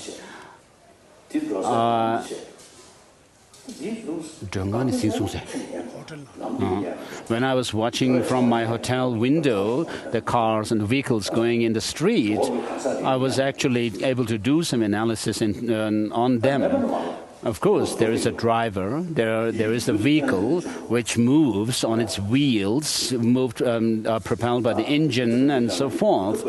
And so although there is a car or the vehicles going, without these different components, the driver, the engines, the wheels, and the body, and so forth, I mean, there cannot be a vehicle as such. And so, as Buddhapalita himself says in this commentary, Buddhapalita commentary, if things were to have any intrinsic or identity, then I mean we could suffice with it. But what need is there to talk about dependent arising? So this really struck home to me. And so the functions like the movement of or the motion of a car and so forth exist only in name. As Master Tsongkhapa also says in his commentary to Mula Madhyamaka Karika, that things, there's no other choice but to say that things exist merely in name, and therefore one must drive one's mind towards that understanding. So the more you understand how things do not have any intrinsic, independent, objective existence, it'll help you to reduce that improper mentation or incorrect mentation of things, exaggerated way of looking at things, and that in turn helps you to reduce your helps to reduce those of attachment, anger, and so forth.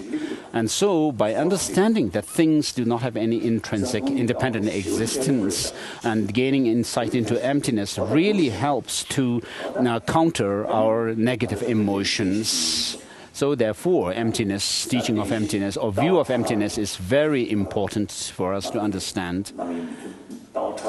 So within Buddhist tradition, of course, there are those of the different interpretations of the Four Noble Truths and their different aspects. For example, with regard to suffering, the Noble Truth of suffering, it has these aspects of impermanence, suffering, empty, and selflessness. And according to these different interpretations of the philosophical schools, we will be able to deepen our understanding of selflessness and so forth. And so when it comes to the teaching of the true cessation, this can only be found in the teaching of the Buddha. So the Buddha first taught or turned the wheel of Dharma on the Four Noble Truths, and also the 16 aspects of these Four Noble Truths for each of the Four Noble Truths.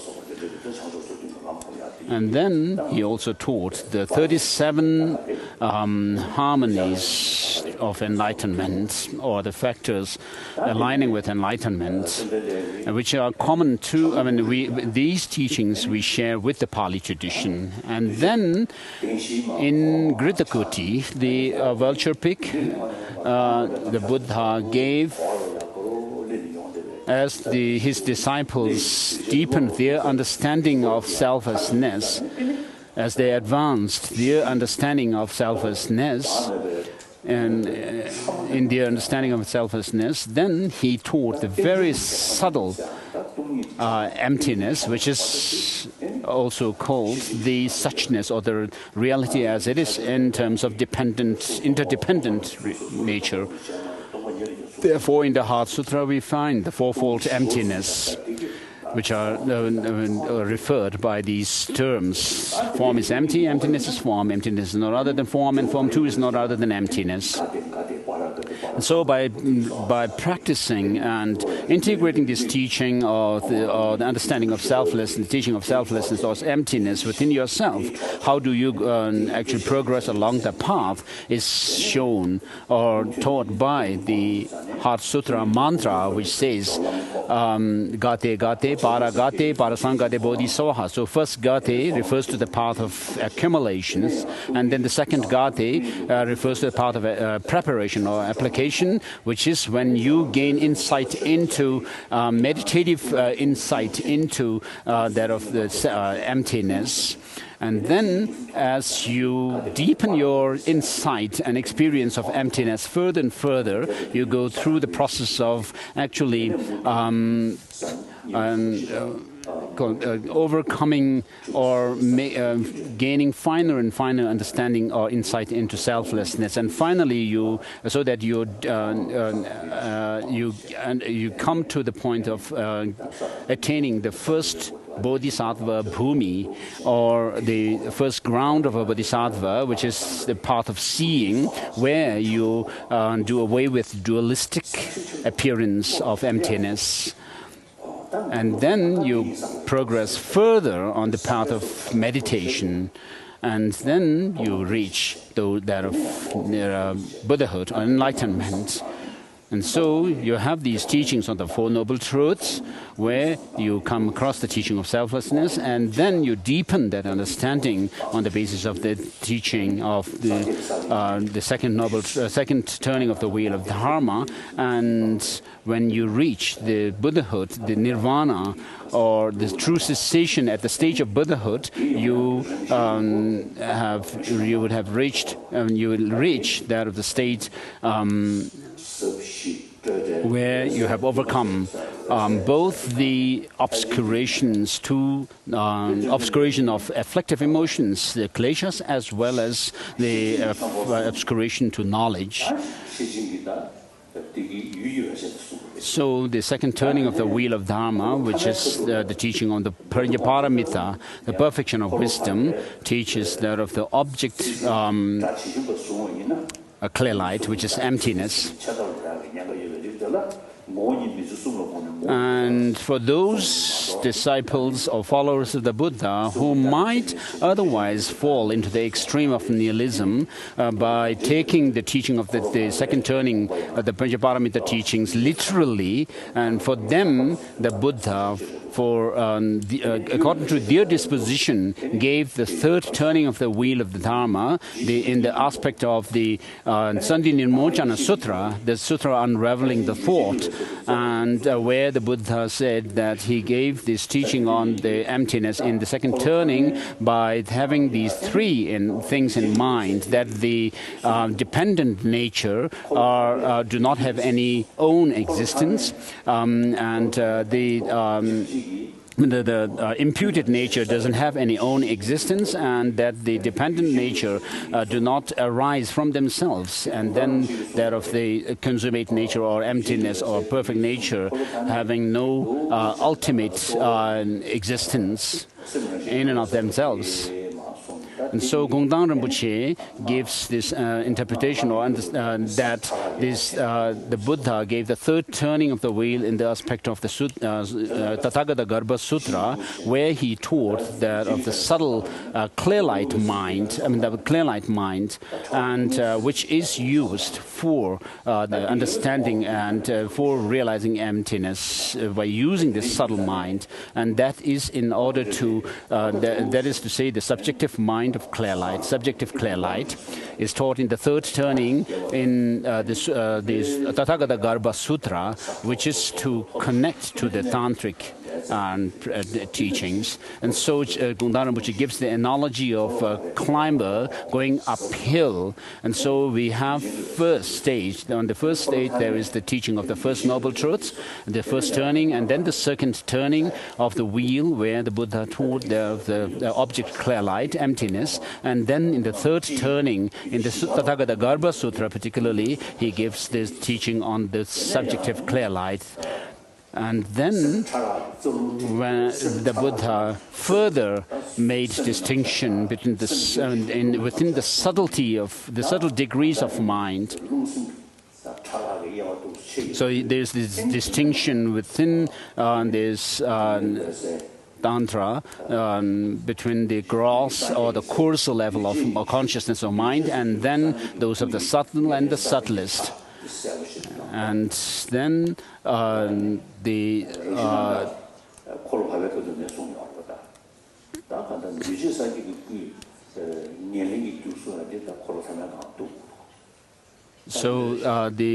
you reach the Buddhahood, there is within the Buddha bodies, those of the compounded phenomena, his physical body and so forth, which actually arise on the basis of this subtle consciousness, which is taught in the third turning of the wheel, the Tathagata Garbha Sutra.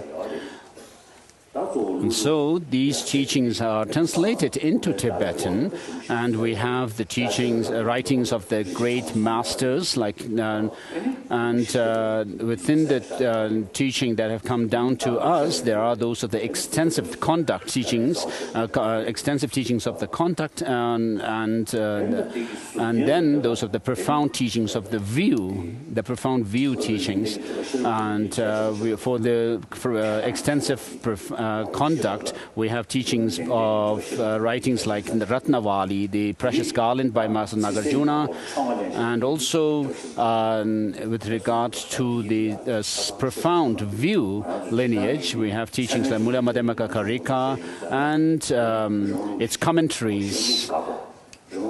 And when we study these texts, we come across 3 points. First, the Indian masters actually reject or refute the position of others, schools, others, and then establish or give their own position, and then gives rebuttal of criticisms to their view. And so Buddhapalita also goes through these process.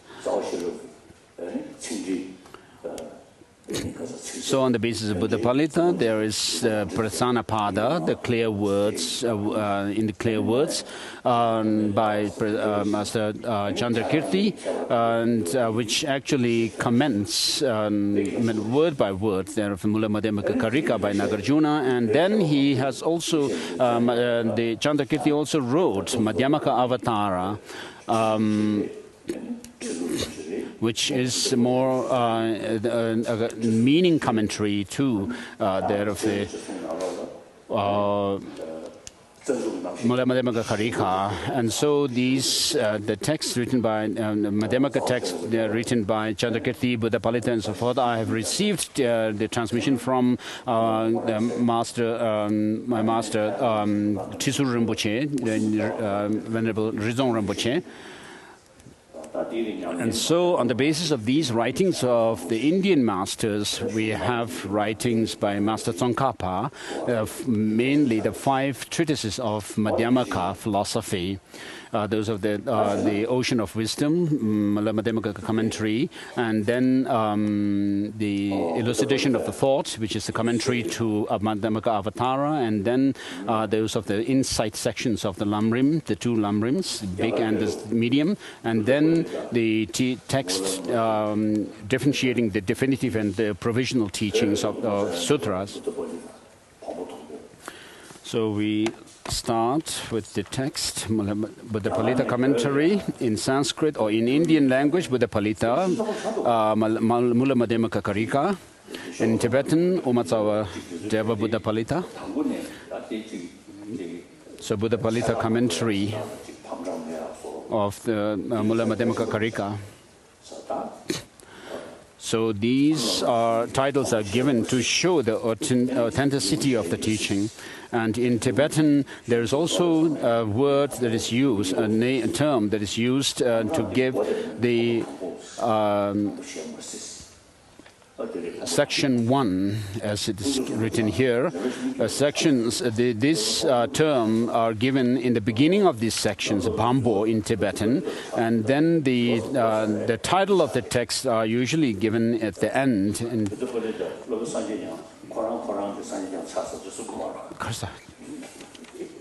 Bambo Masik.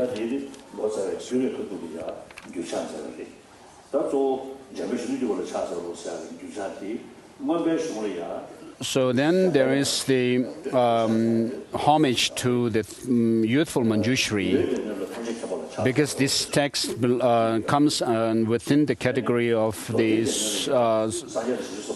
Abhidharma. According to the decrees of the ancient Tibetan emperors, and particularly Tizong Detsen. And so when the Indian texts were being translated into Tibetan, in order to categorize them, according to which, within the three collections or baskets of the teachings, the Manjushri becomes the object of homage for those of the Abhidharma texts. And then the omniscient, homage to omniscient one becomes the homage for those of the Vinaya, the monastic code of discipline. And then the sutras, in the sutras, the homage is made to the Buddhas and Bodhisattvas. So the master Nagarjuna, desiring to teach dependent origination, with a mind full of amazement to see the profound state of dependent origination perfectly as it is, with eye moist with tears of faith and the body covered with goosebumps, joins his palms and raises them to his crown and proclaims these verses to the holy Guru Tathagata Shakyamuni, as if he were there before him, that reveal the ultimate truth that the Tathagata are in fact Dharmakayas. And then the verse of homage from the Mula Madhyamaka Karika is given.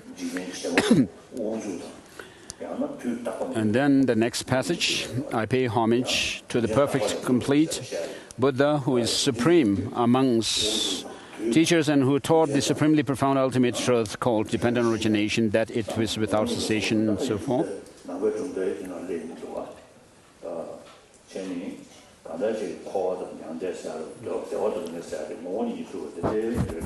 So the next passage after that says he taught the true path that is peaceful, that leads to the city of Nirvana and fully pacifies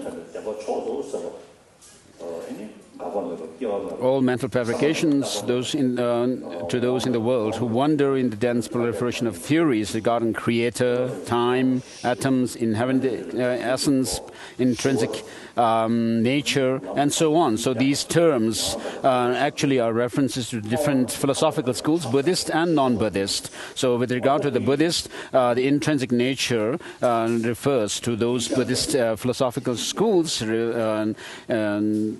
asserting some objective existence in things.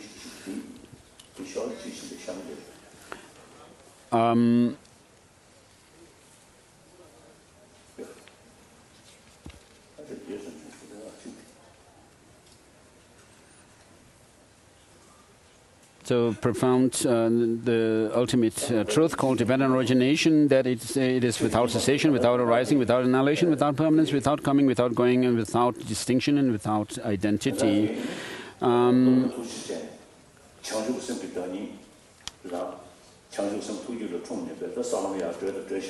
So this master, the compassionate master who has the genuine experience of bodhicitta, who sees to it that the sentient beings are liberated out of his compassion, by seeing the shortcomings of their negative emotions, of course, which is also what the non-Buddhist practitioners also do.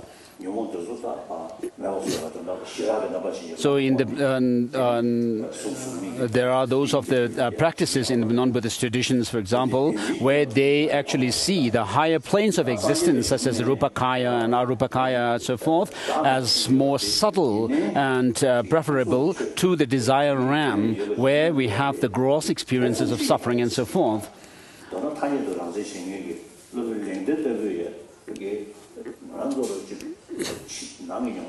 So even the Buddhist philosophical teachers like Bhaviveka says that things do appear to our perception as if they have some objective existence, and that is actually true. He says that there is objective existence in things, and therefore Master Nagarjuna's ultimate system it is understood that as long as you are left with some objectification in things, you cannot overcome all negative emotions, the kleshas.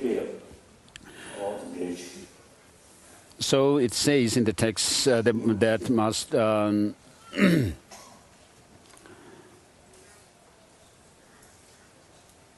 Nagarjuna, desiring to teach dependent origination with a full mindful of amazement and so forth, to see the profound state of dependent origination perfectly as it is.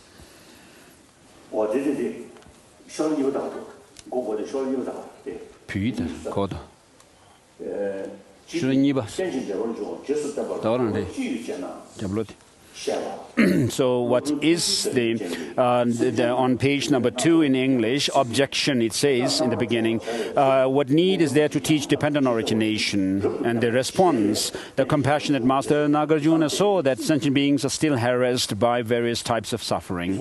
Thus, in order to liberate beings, he generated the wish to give proper instruction on the perfect reality of things and compose this work. So, of course, the Buddha taught this view of dependence or dependent origination. And then Master Nagarjuna also says that there's not from itself, not from others, and so forth, which is on page 6 in the beginning. And so these are not taught or written by the master in order to show his scholarship and to pass his examination or anything like that, but in order for us to overcome our negative emotions. And our negative karmas, and karmas are created because of negative emotions, and these in turn are rooted in our ignorance. So in the Chinese prayer, the prayer of the Chinese brothers and sisters, you say, may all three poisons of desire, called attachment, anger, or hatred, and ignorance be overcome or eliminated. And because suffering comes through ignorance, the prayer says, may the light of wisdom arise or be ablaze. And so, with this wisdom realizing emptiness, we are able to overcome ignorance. First, ignorance about the law of causality, and then we need to also understand the ultimate reality of things. And therefore, may the light of wisdom shine. And then the prayer says, may we engage in the bodhisattva practices. So to overcome the three poisons, we need to develop shine the light of wisdom, develop this light of wisdom within ourselves. And so this prayer is really a comprehensive prayer in terms of what it covers, the principles of the wisdom and the method. So the teaching of Master Nagarjuna on dependent arising origination is to overcome suffering.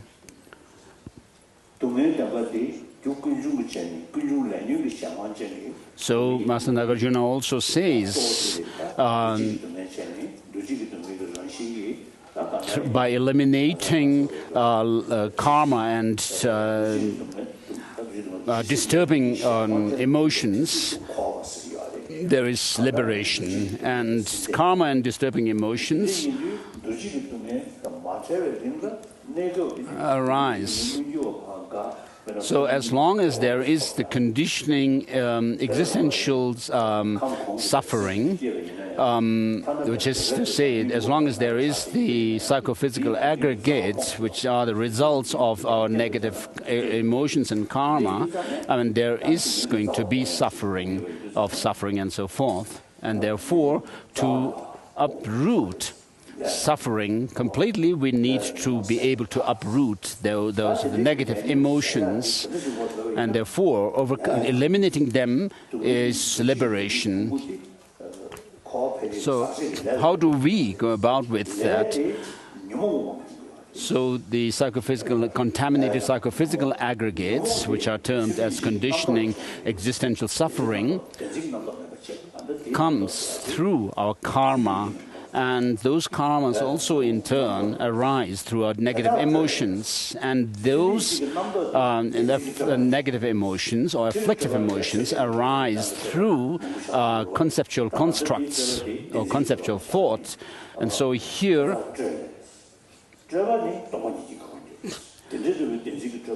and these in turn arises through reification, which is to mean those of grasping at some true independent existence in things, and this is ended by the understanding of emptiness, through the understanding of emptiness. And so this is how you go about with reaching that liberation that is given in the first line. So one of my American scientist friends is now in his late 90s. So he's not a religious person as such, but a scientist who treated people with psychiatric problems. So for decades, from decades of treating these people, from his own experience, he told me when I met him for the first, Aaron Beck.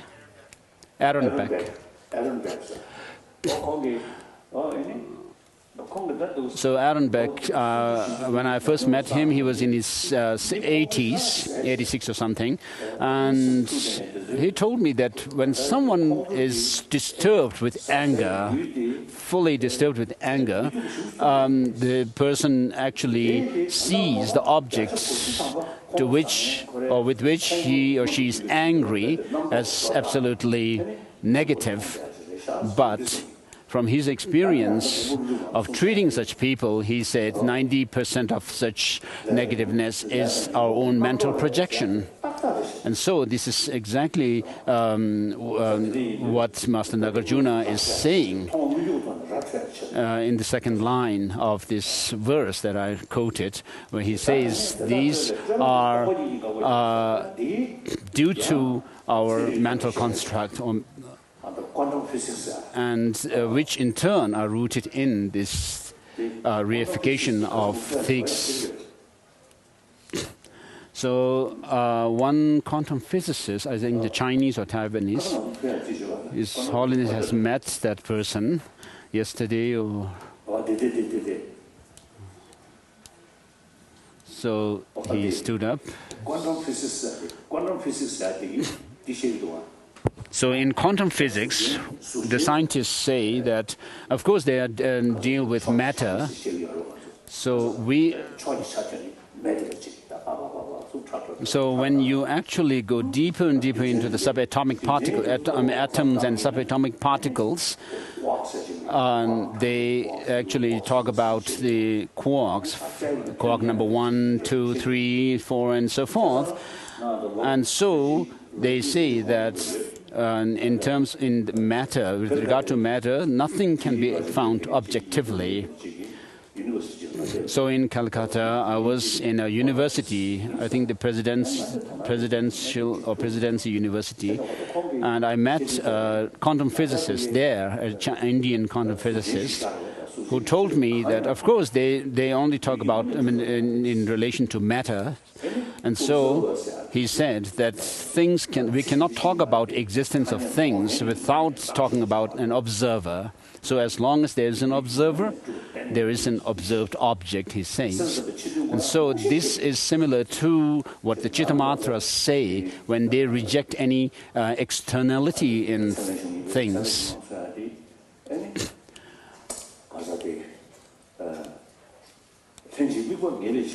So because the blue and the color blue and the perception of blue arise simultaneously, they say,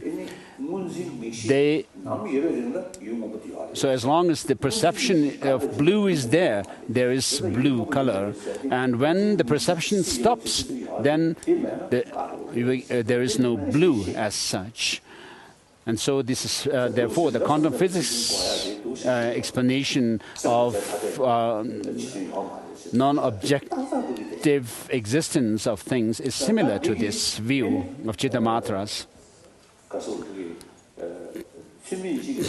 So this logic of simultaneity of the object and the sub-perception is what the Chittamatras use to prove that there is no externality in things.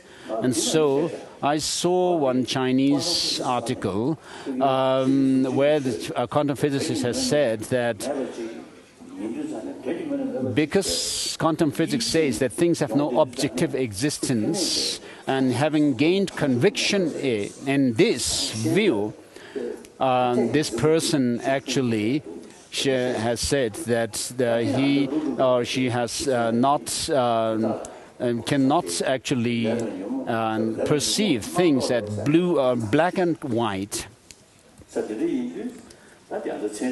So this is very similar to what Master Nagarjuna has also mentioned in the quote that I recited earlier, which is to say that things have no objective, existence, that the mental constructs are rooted in this reification of things having some kind of true existence.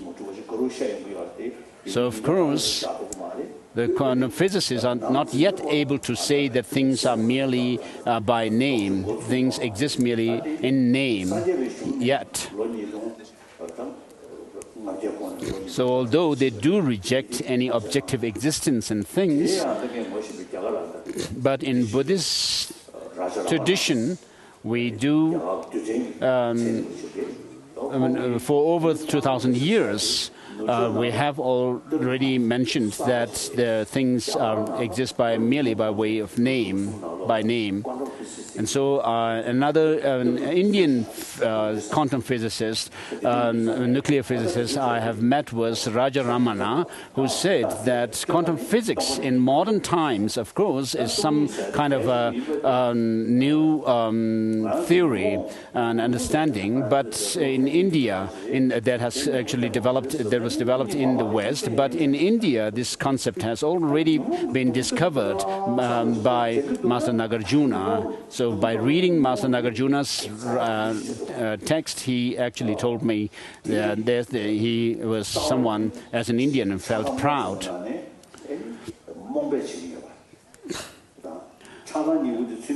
So of the negative, the various negative emotions, we can see how attachment and anger, hatred can cause us suffering, and how these anger and attachment and so forth arise through the mental constructs or improper meditation, and these in turn rooted in this clinging to some true independent existence in things. And when you gain insight into these teachings through first studying them, by hearing the teachings and then giving thought to them over and over again, gaining conviction in these teachings, and how these views and understandings can actually help us counter our emotions. And so we'll be able to gain some understanding and in-depth understanding of how we can overcome these the negative emotions, and then that can actually lead us to the understanding that the possibility of gaining this true cessation. And so I'm saying this from my own experience of having done critical analysis into these teachings. So perhaps I am being boastful about falsely about gaining interest, understanding of the selflessness or theory of emptiness. But having spent so much time, I can kind of say that this is possible. So having meditated on emptiness for over a long time, I can see how this understanding of selflessness or emptiness has actually made a transformation within myself. So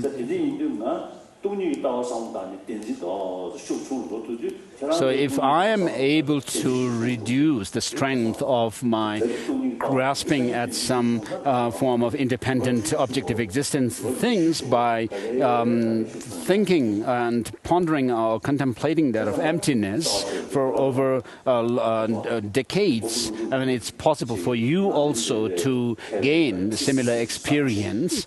If you spend decades thinking and giving serious thought and contemplating about emptiness.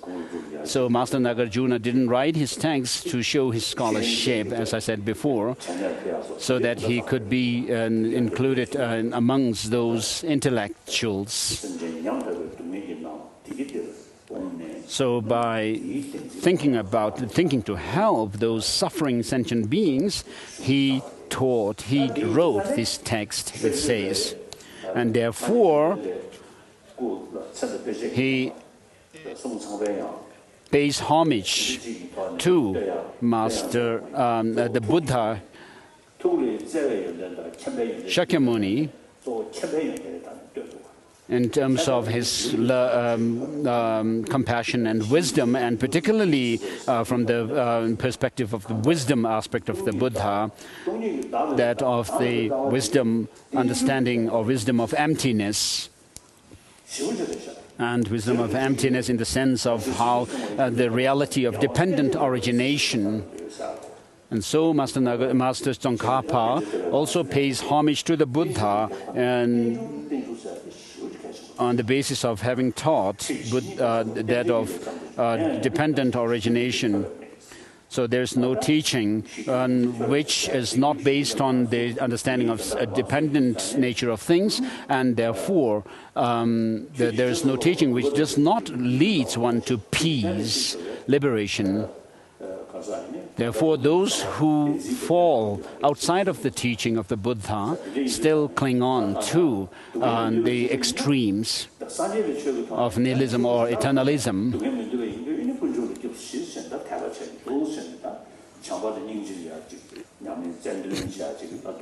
So because we do not want suffering, and in order to overcome suffering, we pay obeisance to the Buddha and take refuge and so forth on the basis of having understood the principles of bodhicitta, the altruistic spirit of enlightenment, and the view of emptiness. So of course, in other religious traditions, such as Islam, the practitioners or the followers say that just as they respect and they actually give themselves into Allah as the infinite, the embodiment of love and compassion, likewise they must respect all creature of Allah, the entire creature of Allah. And so the practitioners say that they must not, as Muslim practitioners, they must not harm any being. So Master Tsongkhapa also praises the Buddha for teaching dependent origination, and then he says that the wise ones, how would they not respect the Buddha for having taught dependent origination of things? By seeing and then seeing the difference between belief in some objective independent existence and the emptiness of such existence. And so the homage says, the one who taught dependent origination, that is without a cessation.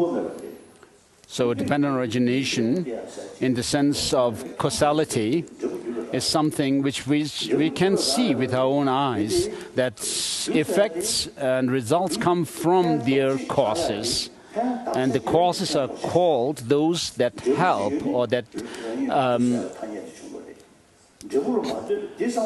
are named so because they have an effect. They have some effect that they bring about, and therefore, in relation to an effect, there is a cause.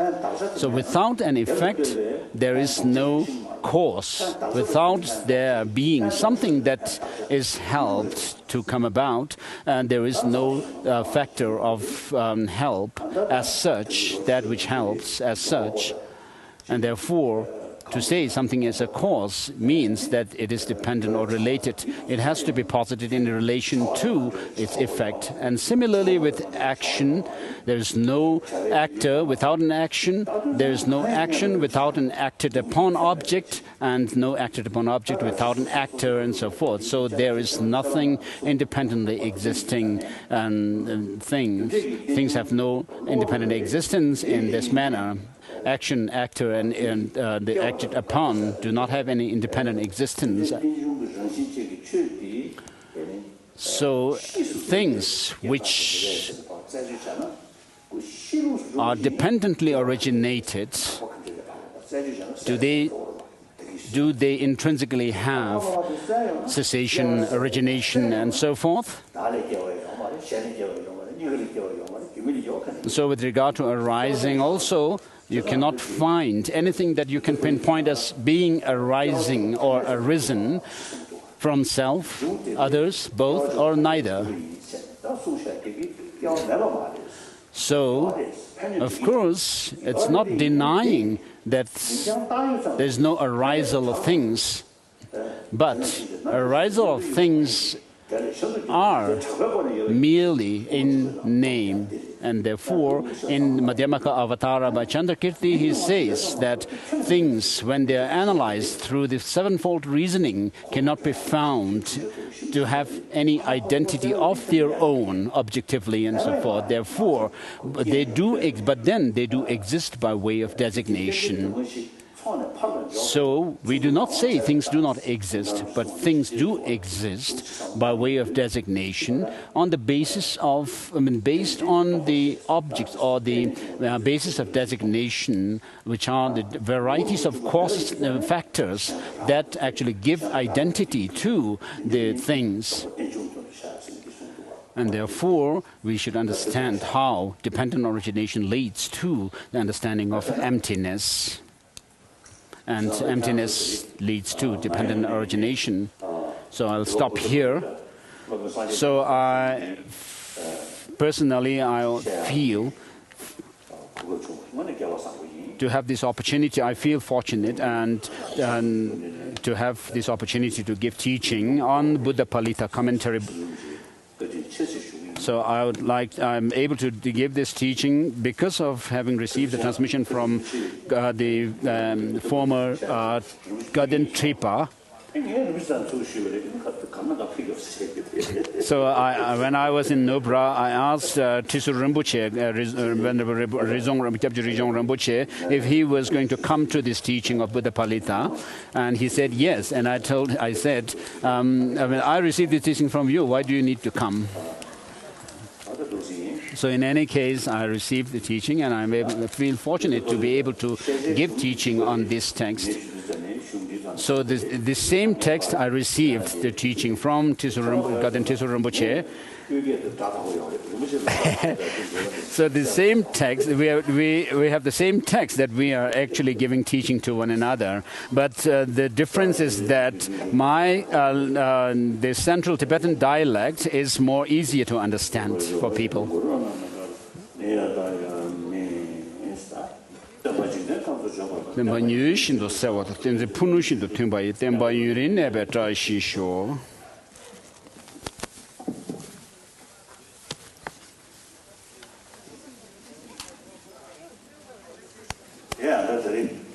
So, with regard to this teaching, you should not just feel fortunate that to have received some blessing from me, the Dalai Lama, and receiving this teaching. But in the afternoon, we have people who would do review sessions for everybody. So you should consider that as having some class on Buddhism.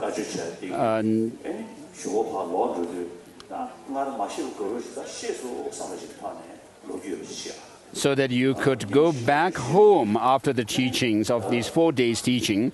When you go back home, you should be able to go with some new understanding of the teaching, and should not be the same person saying, "Oh, I didn't understand and get any new insight from this teaching."